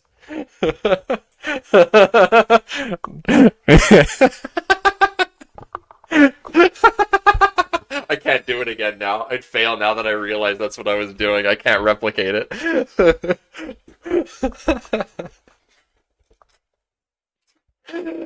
Oh no. Alright, alright. If you are able to unify a region, the second action, select core region will appear. Select a region to elevate it to the status of core region for Timurid. The target region will be designated as our core region. Every location in that region becomes our core and gains core region as long as the Scourge from Central Asia is active. Additionally, locations conquered in this region will automatically become a core if they're not a core already. So yeah, free CVs and free cores. Admittedly, only in a single region, but still, free cores. How big is the region? The regions were pretty damn big, from what I remember. Like, all of Iran is a region, I think. I need to know. I need to know. I don't need sleep, I need answers. Provinces, areas? No, we're the regions. We're the regions. No, provinces or areas. No, it's gonna be. The archives are incomplete.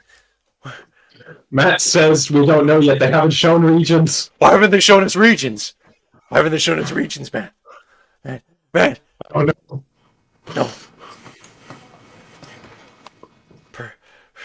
Persia and Caucasus. Look at the feedback. Look at the feedback. Dynasties. Country ranks. Locations, yes, locations, provinces, areas. No, they haven't shown us, no!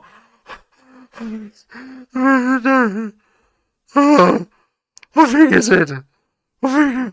Where are the regions? Just Google EU4 regions. EU4 regions.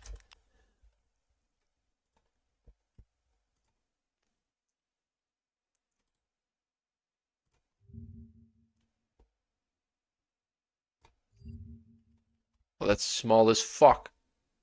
Those are areas, though. That's not what I'm looking for. I'm grabbing it for you and dropping the link in the chat.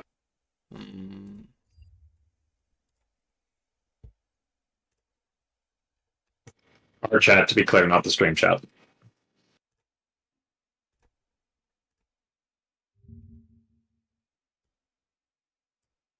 Nope, I almost dragged over the lore document.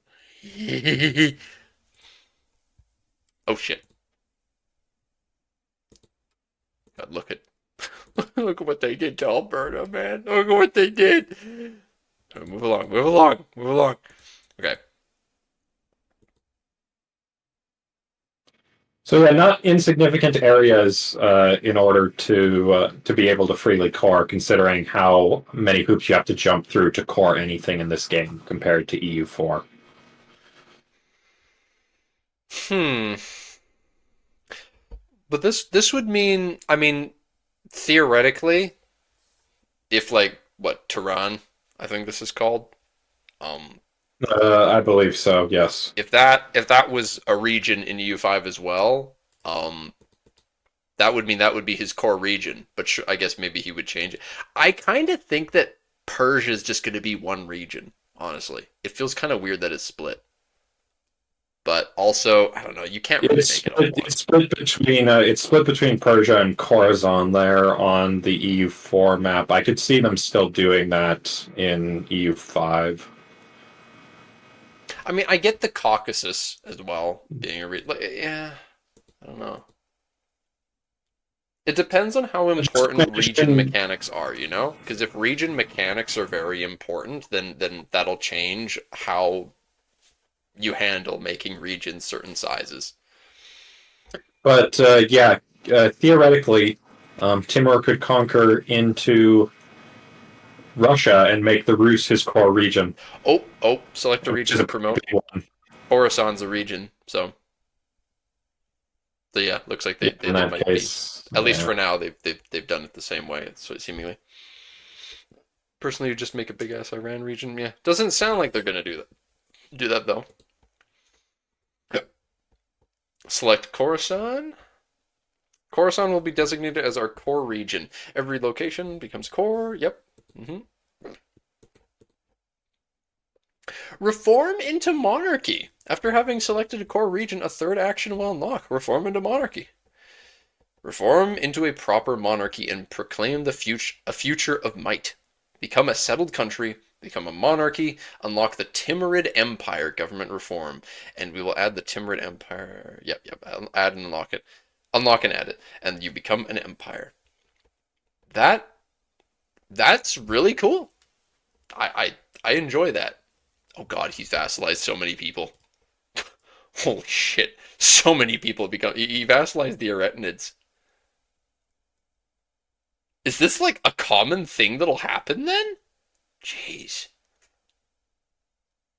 Ugh. A successful Timurid empire across Central Asia and Persia. Pretty cool. This means you can base the Timurids pretty much everywhere. Yeah, it's true. It's true. You just your own little play box. Yeah. There's more content and events triggering during the situation, but these are its core features. From here, there's also more flavor content for the Timurids related to the historical events and situation that happened to the Empire. This is probably the most important event for them. Integration with the Iranian people. All right. The lands that Khan Timur Lang once conquered were vast and rich. He was more than a conqueror and less of an administrator, though. Now that much of our power base lies within the Iranian people, it is time perhaps for a change of rulership.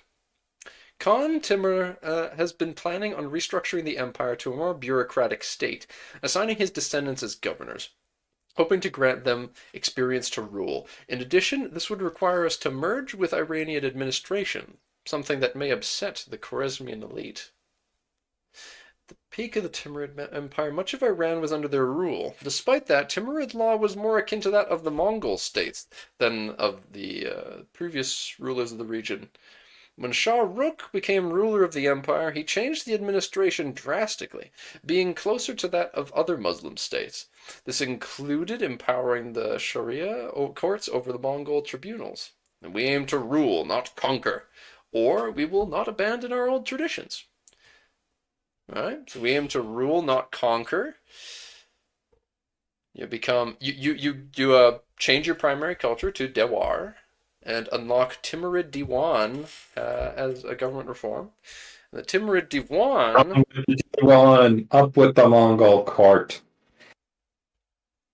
gives you decentralization progress.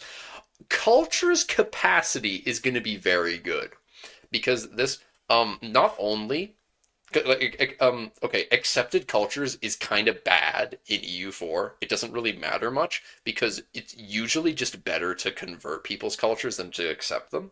But in EU5, you actually you don't need like okay, accepting cultures is going to be very important for the sake of coring lands you couldn't otherwise. But if you have a ton of land like this, you might not want to. One other thing you can do, they've explained that you can do the whole tolerate cultures instead, which will decrease the penalties, but you can still assimilate them.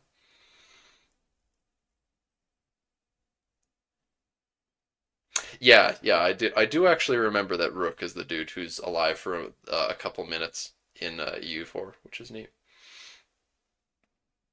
But this is a very good government reform. It looks like possible government reforms is a very good modifier as well, and can assign governorship. I don't know what can assign governorship means, but I'm gonna guess it has something to do with vassals. Make it easier to grant governorship to any relative. Yeah, that's totally some sort of bureaucratic vassal type that you can assign a relative to, so that they'll be a loyal bureaucratic vassal until they die and then come back to you as if it was a Delphine. Governorship is a unique mechanic of Timurids that allows them to have a unique type of subject for members of the ruling dynasty. This may have its cons, as there might several claimants to the Timurid throne. Yeah, and much more. But that's all for today. We hope you enjoyed. Next week will be intense, since on Monday we'll have the Tinto feedback for the Horn of Africa. On Wednesday it's the Holy Roman Empire, and on Friday Tinto flavor for Saxony. Lovely, lovely, lovely. Yes, love. Heart, heart eyes. Yes, yes. You can create vassals with family members. Yes. Fun stuff. Fun stuff. Hmm. Hmm. I've definitely got the Timurids also. There's definitely some things that could be done with the Timurids as well. Um, there's a couple factions on our mod our setting step area that could definitely uh, follow a similar theme because was a very large empire. There was a very large empire of humans on the steppe, and uh, said empire is in falling apart somewhat right now and in a civil war. But there could totally be uh, some uh, of these mechanics carried over for that empire. Hmm. Hmm. There's actually a lot of spots on our map we're still filling in and trying to get ideas for. Because some of the people working on world building have they're very busy and can't do stuff.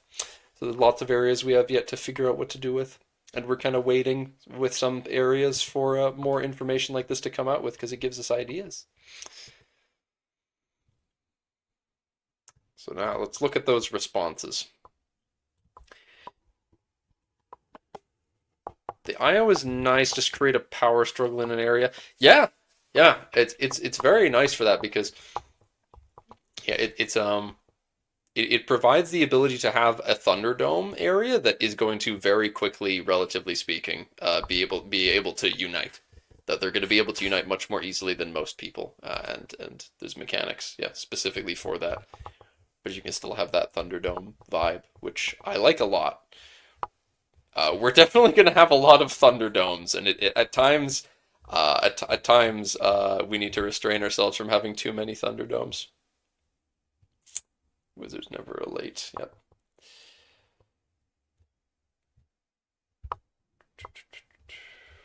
Hat. Georgian Ilkhanate final. Yeah, they're still reviewing them. The Georgia. Auto conquer religious enemies. Should be no non-Borgigans. Absolutely cannot be cons. Even Timur did not claim the title.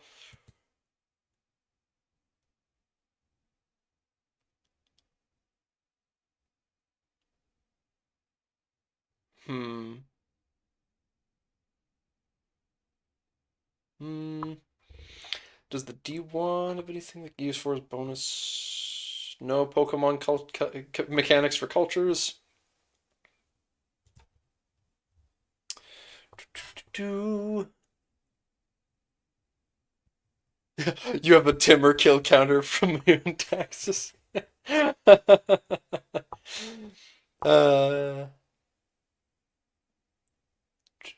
mm,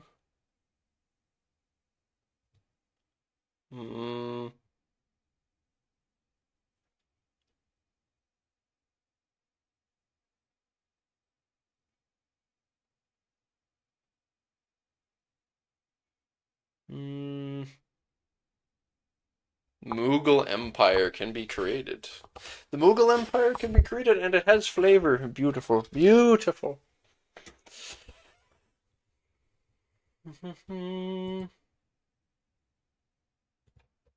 Yeah, you can't. You can't form Persia if you've already become the Ilkhan. That makes sense.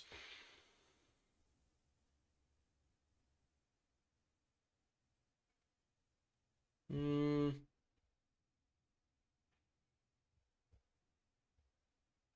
special mechanics.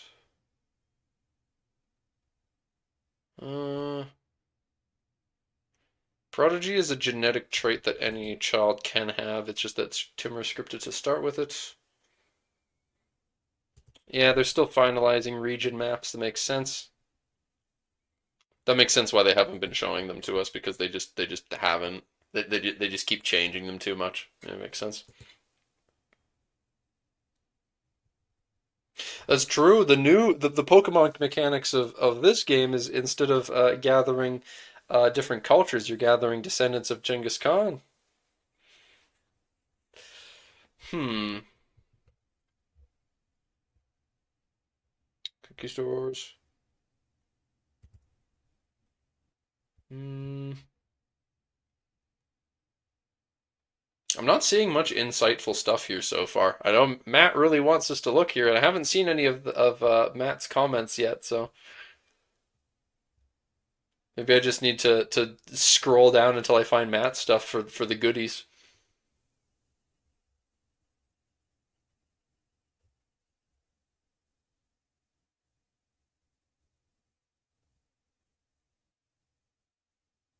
Hmm. There we go. There we go. What does the Timurid Empire Government Reform do? Well, well, well. Cabinet seats +1 can raise and can raid borders. Now, this, and then speed of integration, antagonism impact. This is nuts. This is a crazy government reform. Go on, he says. This is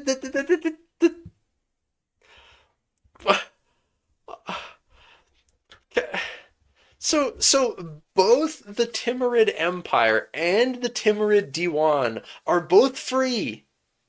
They're both free because they both give you extra government reforms. Cabinet seats +1. The raising and raiding borders. Oh my god. The 25% faster integration too. That's gonna be so good. Next, you're gonna tell me, okay. Um, oh, you're right. You're right. I think you're right that they are options. Yeah. Um,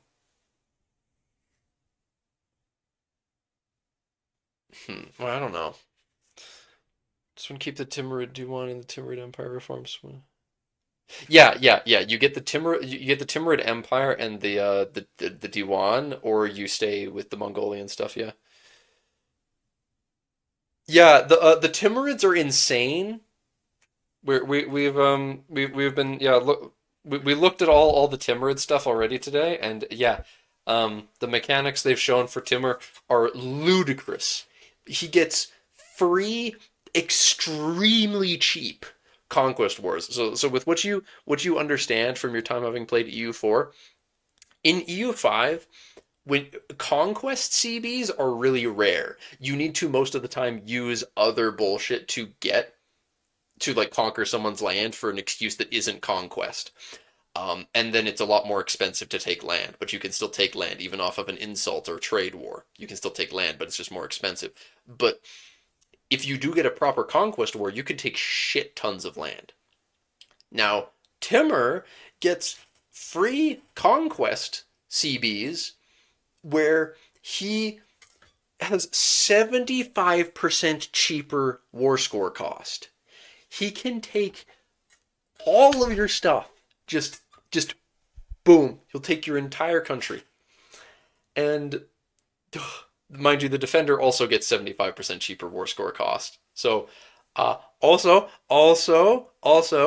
he gets to pick one region of the map. So we can pick like Khorasan. We discovered, yeah. If he picks like Khorasan as his core region, that's the core of his country, any land he conquers in that region will instantly become a core of his. Yeah, and when you expand, usually want to take vassals in early game, so Timur can just appoint family members after he takes stuff directly. You're right, yeah. So as Timur, what you're going to do then is you'll pick the most valuable region nearby you, conquer the entire region directly, so it instantly becomes your core, and then then you'll make the Timurid Empire, and you'll just keep expanding, and as you keep expanding, you'll get your unique type of vassals and appoint your relatives to it. So they'll be really loyal vassals that'll govern all that extra land that you get really cheap. Extra cabinet speed, integration speed to go good.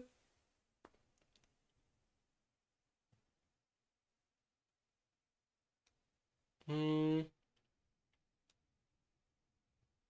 Mm-hmm. Timurids will lose most of their core. Oh, they'll lose most of their cores. Once the situation ends, they'll have more difficulties. Makes sense, makes sense. So as Georgia, you could Pavia just says, as Georgia, you could invite a character of the Borgigan dynasty to your country, making it possible to become a claimant. And if the Ilkhanate is formed of the country, it would be like any others. So you could form the Ilkhanate. You could form the Ilkhanate as Georgia if you invite a member of the Borgigans to your country. Oh God. I don't know if Timur was more or less ruthless than Genghis Khan, but I know he was pretty damn bad.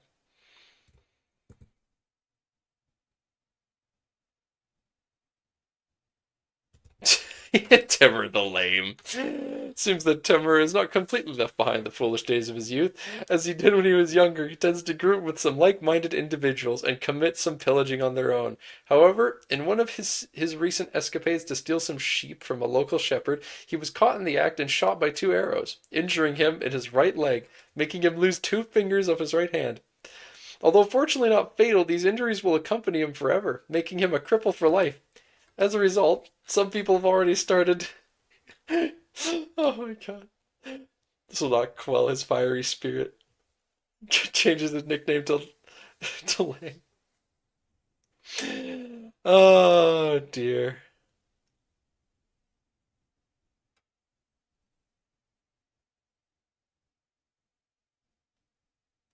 Yes. Yeah, he is in fact considered a Borgigan in the game at the moment.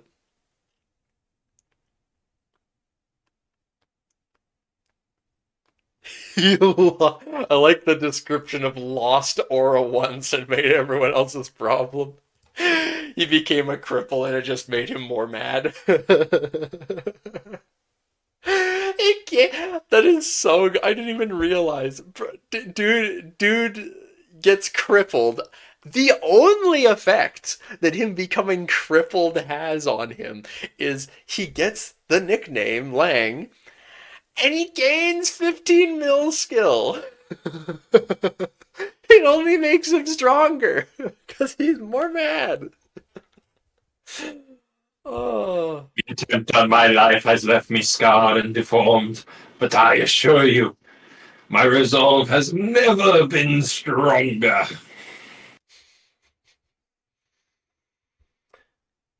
So lands that he has in his core region, they both become cores and they get this. So prosperity growth, unrest goes down, and prosperity recovery. That's all very good. It's very good.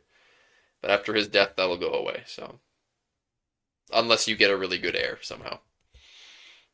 Special building for Caravanserais. Caravanserais. Hmm. It's an Age of Traditions building. So it's the game start building. Trade advantage, trade capacity. Uses jewelry and cloth. But yeah, trade advantage and trade capacity are very nice. Those are very very good modifiers to get. This is definitely a building worth making as long as you have any access to jewelry at all. Because trade advantage is of course the thing that determines your priority in the order of when stuff is bought, and trade capacity determines how much you can buy. So you want to build the shit out of these. These are going to be good.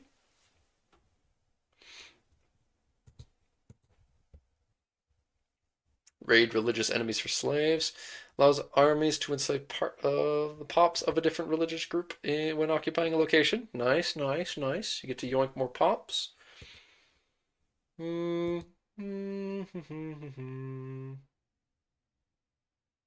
Give us the game already.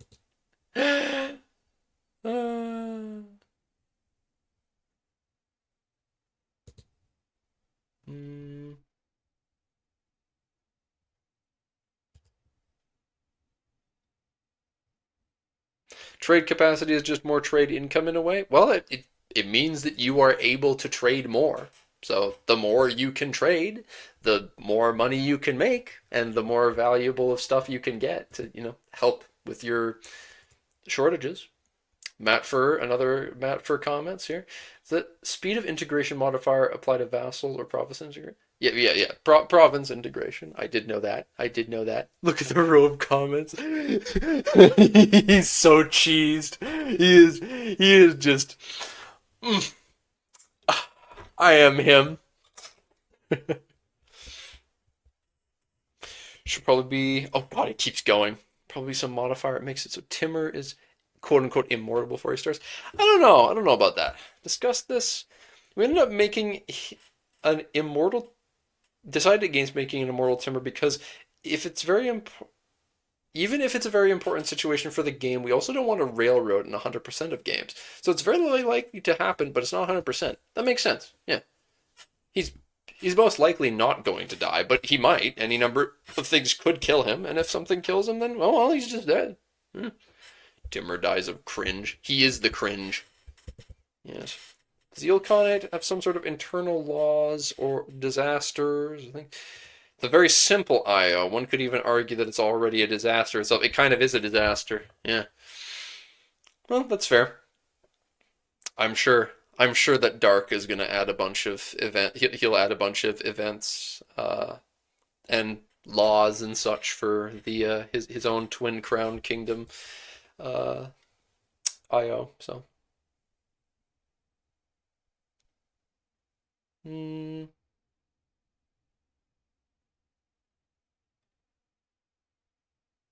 English nicknames. Sorry, he can't be called the lame. It's more for it to remove. Someone forgot to remove them from the starting set of the Ilkhanate.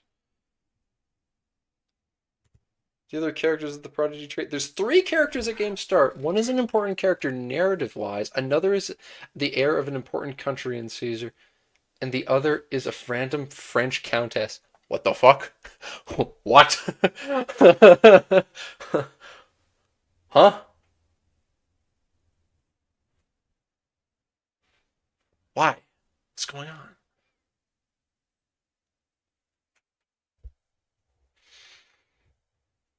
Why can't they tell us? Border raids confirmed.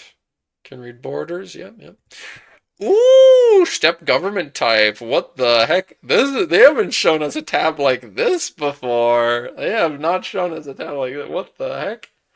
Government type window. Don't mind if I do. Succession laws 2, laws 6, policies 22, estate privileges 3. What is this? What is this? Auto conquer when at war, yes. Excuse me?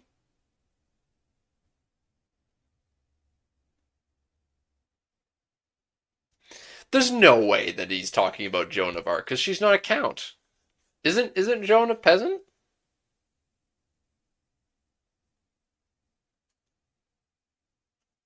Right. But auto conquer when at war. This is something I like. This, uh, yeah. Wouldn't even be born yet. She was born in the early 1400s. Yeah, 1412.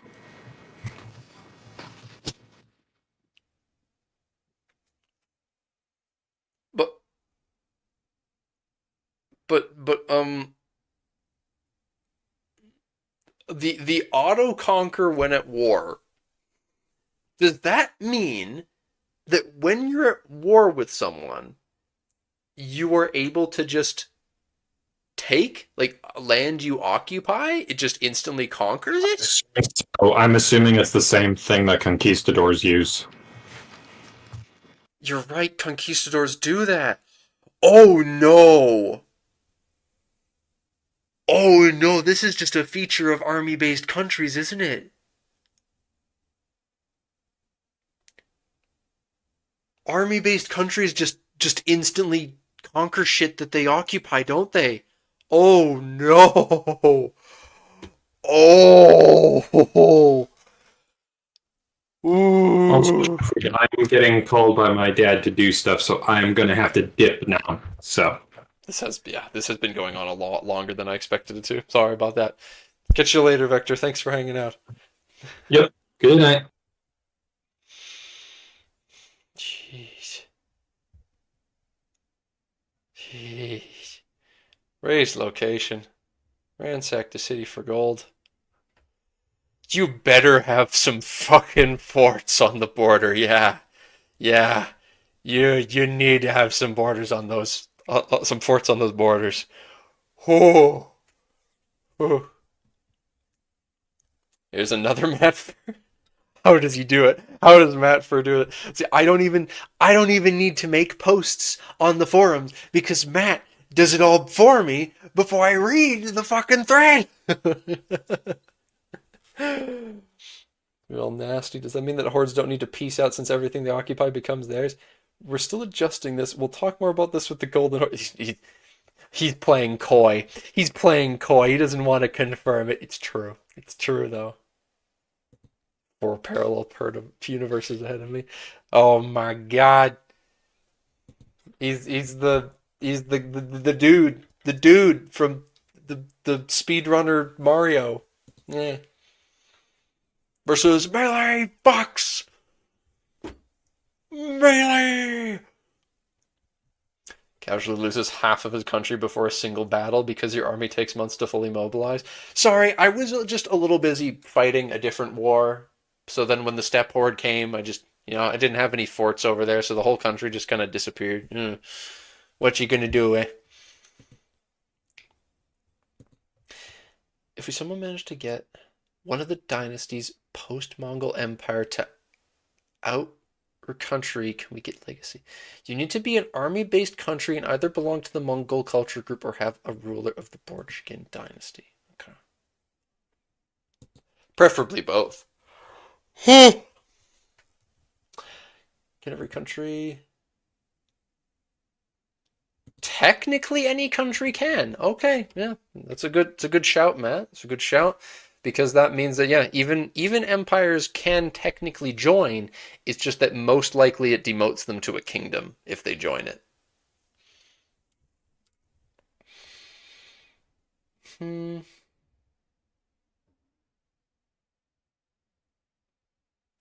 land-based countries have a steppe horde government type? Yeah, a steppe horde is a government type that is an army-based country. That makes sense. Yep.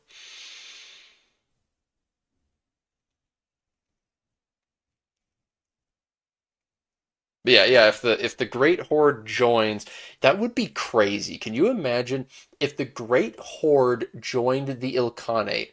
Or Golden Horde, rather. It's still the Golden Horde at this point. If the Golden Horde joined the Ilkhanate, they're already humongous.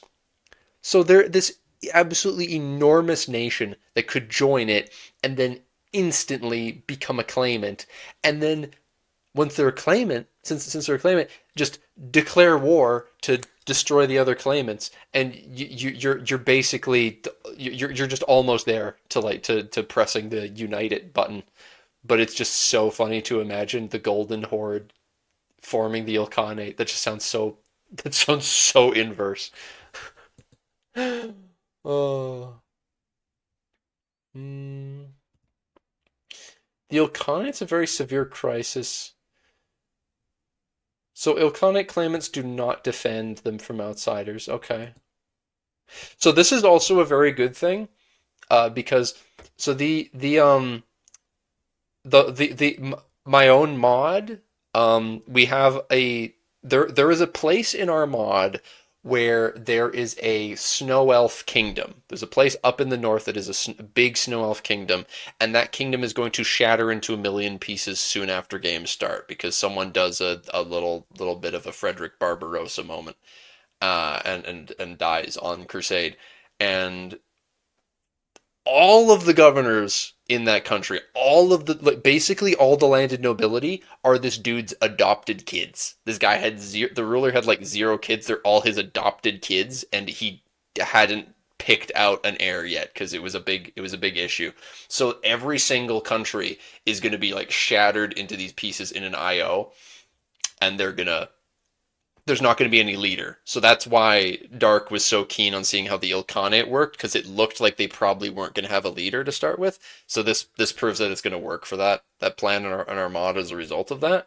Also, the fact that the people aren't going to be defending them from outsiders is also good, because that means we can do that for international organizations in our mod, which is also something we want. Because there are humans, there are some smaller, weaker human factions nearby this formerly powerful elf realm that are going to want to take the opportunity to try and become stronger and defeat the elves. So all of that stuff, really, really good, really good. Just thank you, Matt. Yes, very good, very good.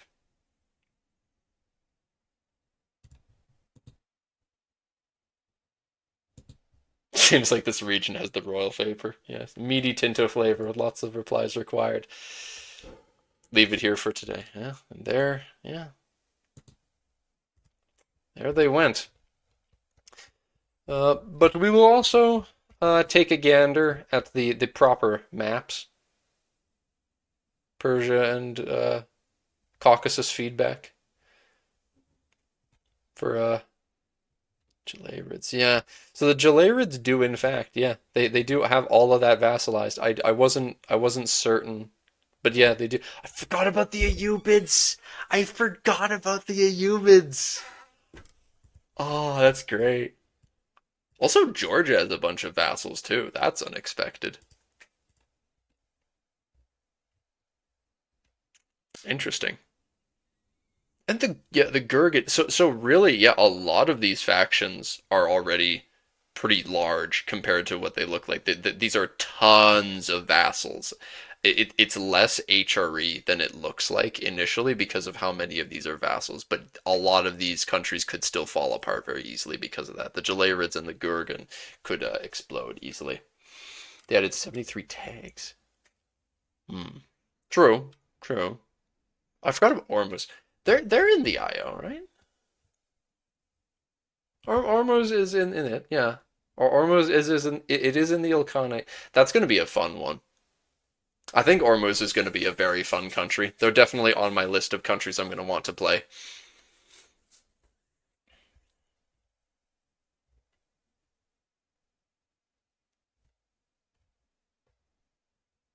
The actual segment. Yeah, here you have the new Iranian Thunderdome. Yeah, it overloads the region. Georgia players holding up simply from the fact that the hordes suck at attacking forts on mountains. It's true. They're going to be absolutely abysmal. They will be horrific at attacking mountain forts. So you will demolish them there because I expect Georgia's gonna shockingly, I suspect Georgia's gonna have some unique troops that are effective at fighting in the mountains. I'd never guessed that. Oh, that's a real shocking implication, I know.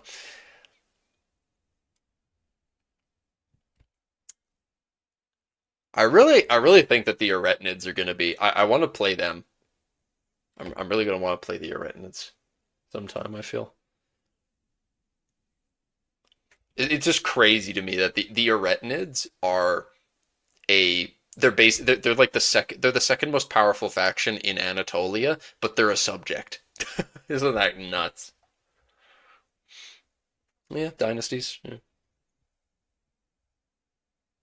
Government types, yeah. Kingdoms.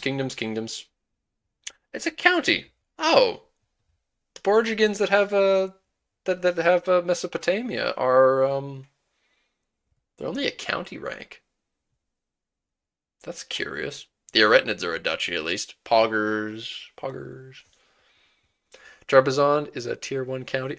Oh, Trebizond is a county. Why aren't they an empire? Oh, but I wanted to be an empire. Oh. You stop your whining.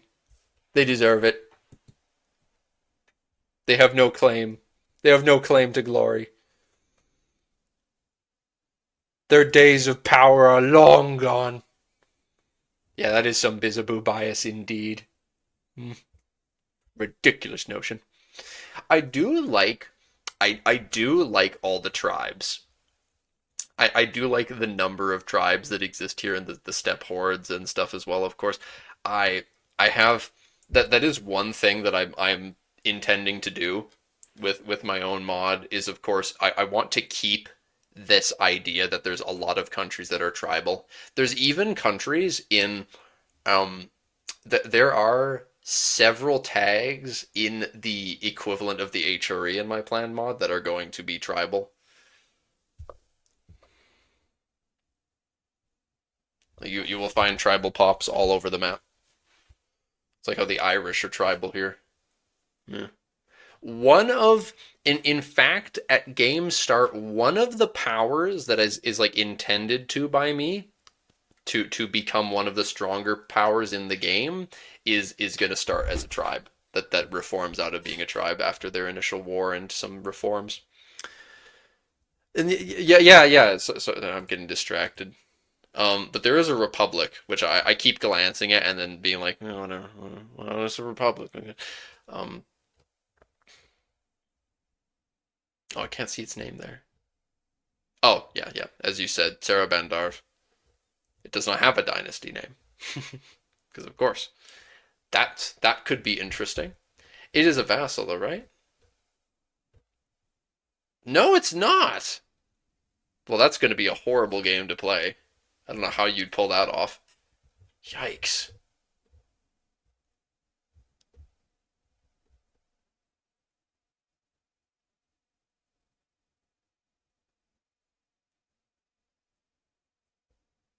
Republican Ilkhanate. Well, you can't. At least I don't think you could do that. I mean, you could because you could have a Borgigan in your court, but I don't think you'd be able to press a claim as a republic, right? Maybe. I don't think so, though.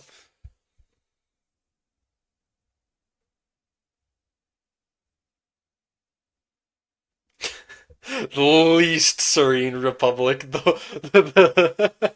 How many tiles do they have? Do we see how many tiles? Yeah, they got three. They got three tiles just sitting by themselves. With their three tiles up in the mountains, surrounded by more powerful people. Location map. You just move past all this. Oh, whatever. Mm. And it's all cold, arid land too. It's all a cold, arid plateau. I do like the color change for plateau. I like this. I like these color changes. That's good.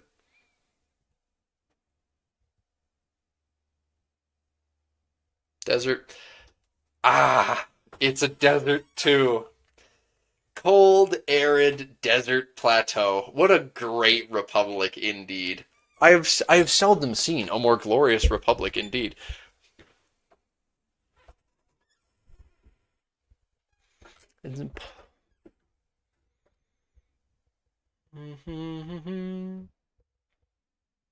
Why is it so no? What? It's so undeveloped too. What? What is this republic that is so undeveloped in the desert plateau, cold? What? I forgot that you can have boats in the Caspian.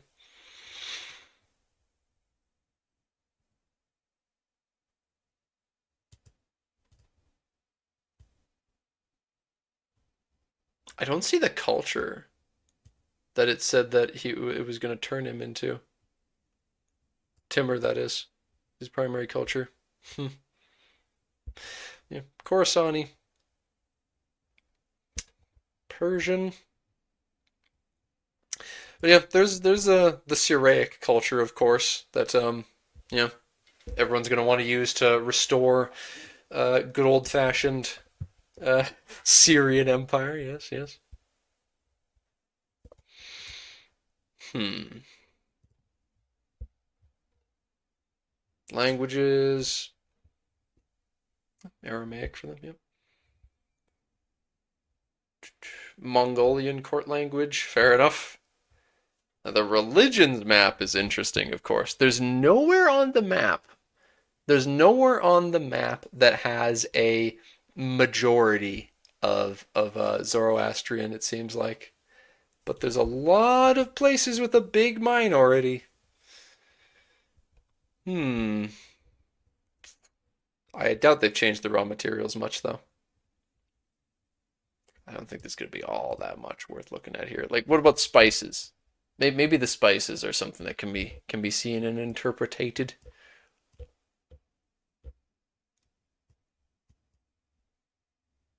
Legumes, yeah. I see sugar, but I don't actually see spices because they divvied up the spices, but I don't see the one. Oh, there's beeswax though, saffron and beeswax. Yeah. Yep. As people are typing it out, yep, I see the saffron, and of course you can see it right next to each other here. Yeah, okay, there's actually a lot of it. I just needed to see the color. I didn't know what color I was looking for, but now that I know what the color is, I see it everywhere. Saffron and beeswax. This is going to be great. That's what you need. You need a country in a mod. You need a country in a mod that like their whole thing is just bees. So they just make shit tons of beeswax and then turn it into candles for everyone. Yeah. Export their honey. I can't decide because I've seen this a couple times now. I can't decide how I feel about this current way that trade like the markets look. But I guess I like the fact that it's very stark. It's very stark, so it's easy to see the borders, but also it's a little I don't know. It's so jarring, but at the same time it's very good at what it's trying to do. So the function is there. It's just that the colors are weird. Yeah. I like that's fun. Ormuz is in fact it's the dominant trade power in the south. You got to push everyone else out of the trade in the yeah the sea. This Friday, take a look. Yeah. Next Monday. Yep, that's right. The Horn of Africa. Tags for the tag gods. Yes. Yeah, exactly, Rasak. It shows you the info you need, and it's very easy to tell. Like you can, in fact, see the information there very easily. Before, it wasn't as easy all the time because you'd have places like this gap, the crossing point here between Al Asa and Ormuz, and you wouldn't be able to tell very easily the difference because they're both the yellowy colors, and because the color fades out as you get further away from control, which means that on the borders the color is going to be much more faded and dark. So places like Baghdad's border with whatever is over here, you would not be able to see what that is if they. Same with Kabul, you couldn't see the border if there wasn't a really stark border like this. So all things considered, this is a good thing. Yes, I'm glad. But with that, and with the reaching of the top of the hour, it is perhaps time to wrap this up here. I'm gonna have to do I'm definitely gonna have to do another one of my bald man rants about the Ilkhanate. I'm not sure exactly what I'm gonna say about it. I might title it something silly like the false HRE because of the fact that it's like it looks like on the surface like the Holy Roman Empire kind of thing, but then underneath the surface, all of the like most of the countries are vassals of other countries inside it, and they don't defend each other from outside attackers. So make like a 7 minute rant about my thoughts on this once I've had some more time to consolidate them.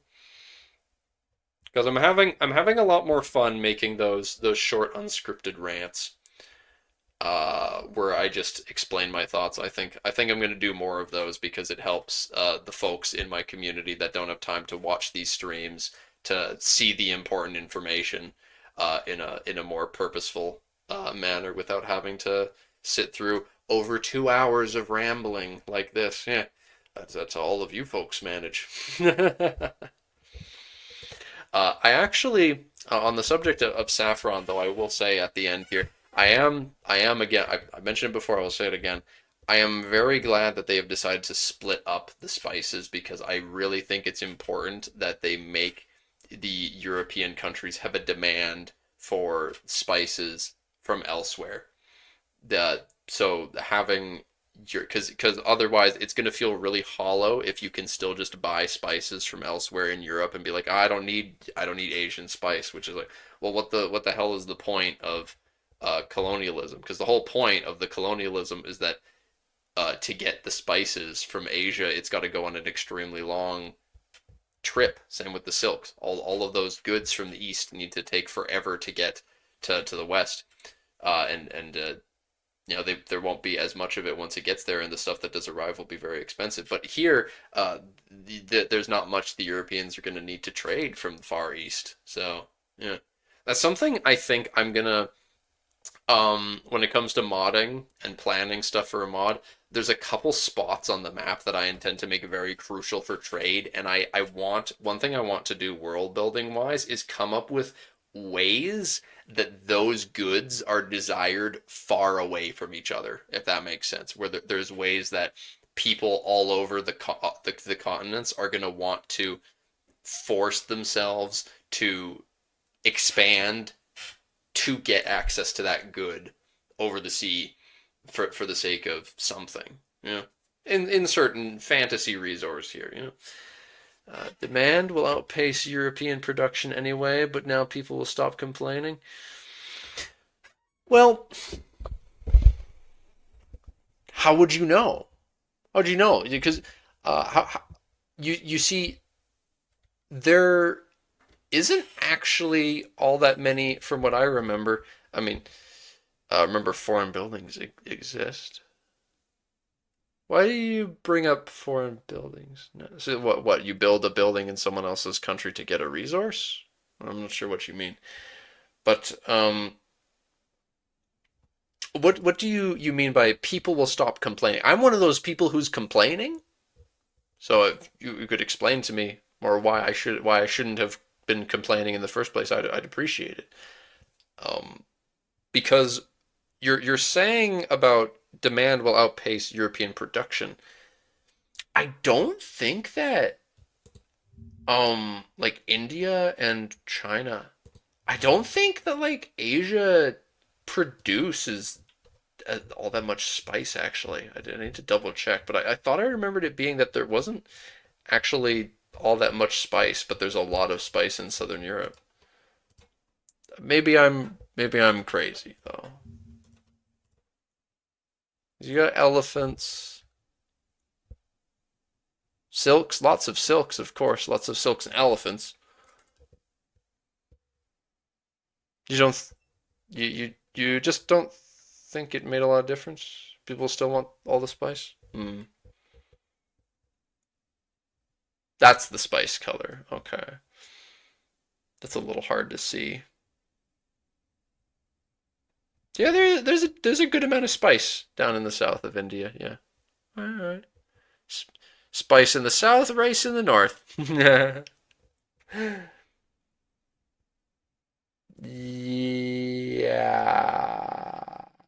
Specifically the south. But point being that in general, there isn't just there isn't really a huge amount more spice produced in Asia to the point where you see some of Southeast Asia as well here. There isn't this huge excess being produced in Asia that would be getting shipped off to the West. So I'm from my perspective here, because the population is so ludicrous in this region, surely it's all being used. I just don't understand. I don't know how this is working. So India's going to produce peppers. I would should, yeah. Hmm.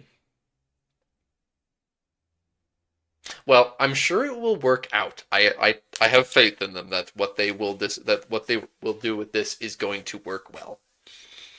I unlike it seems like there is a large number of people who there's a large number of people who feel like yeah that people should be cautious about EU5, and you know what, fair. I can understand and respect people who have the opinion that you should be cautious about EU5 and not have good expectations, because I saw I've seen the words used, you can lie in a dev diary. So yeah, because the things that are being said can be lies, but the thing is, I am really excited for this game, and like all the things there's even those things that aren't said, like the spices, and be like, I don't know how it works exactly. I could be kind of spooked. I think it's just gonna work out. I think one way or another, it's gonna work. They're gonna make it work because there's so many things that they have explained that do look like they're working, and I have faith in that because I remember when Vicky 3 was coming out and Imperator was coming out, people were reading what was being said, and we didn't like what was being said. They knew we didn't like what was being said, but they couldn't change it in time because it was too late. So that's why they are listening to people this time. And people already like what's being said. People like what's being said already. And as things go along, they keep changing it so that people like it even more. So I think it's pretty safe for me to say I'm very excited for the game, and I'm not worried. I ain't worried this time around. I think it's going to be great. But with that little tirade, I think I will actually wrap this up.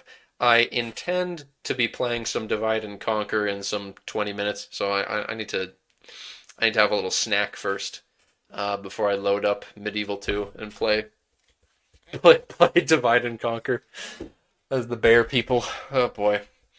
So with that, thank you all for watching, and I hope to see you next time. Bye bye. Bye bye bye bye.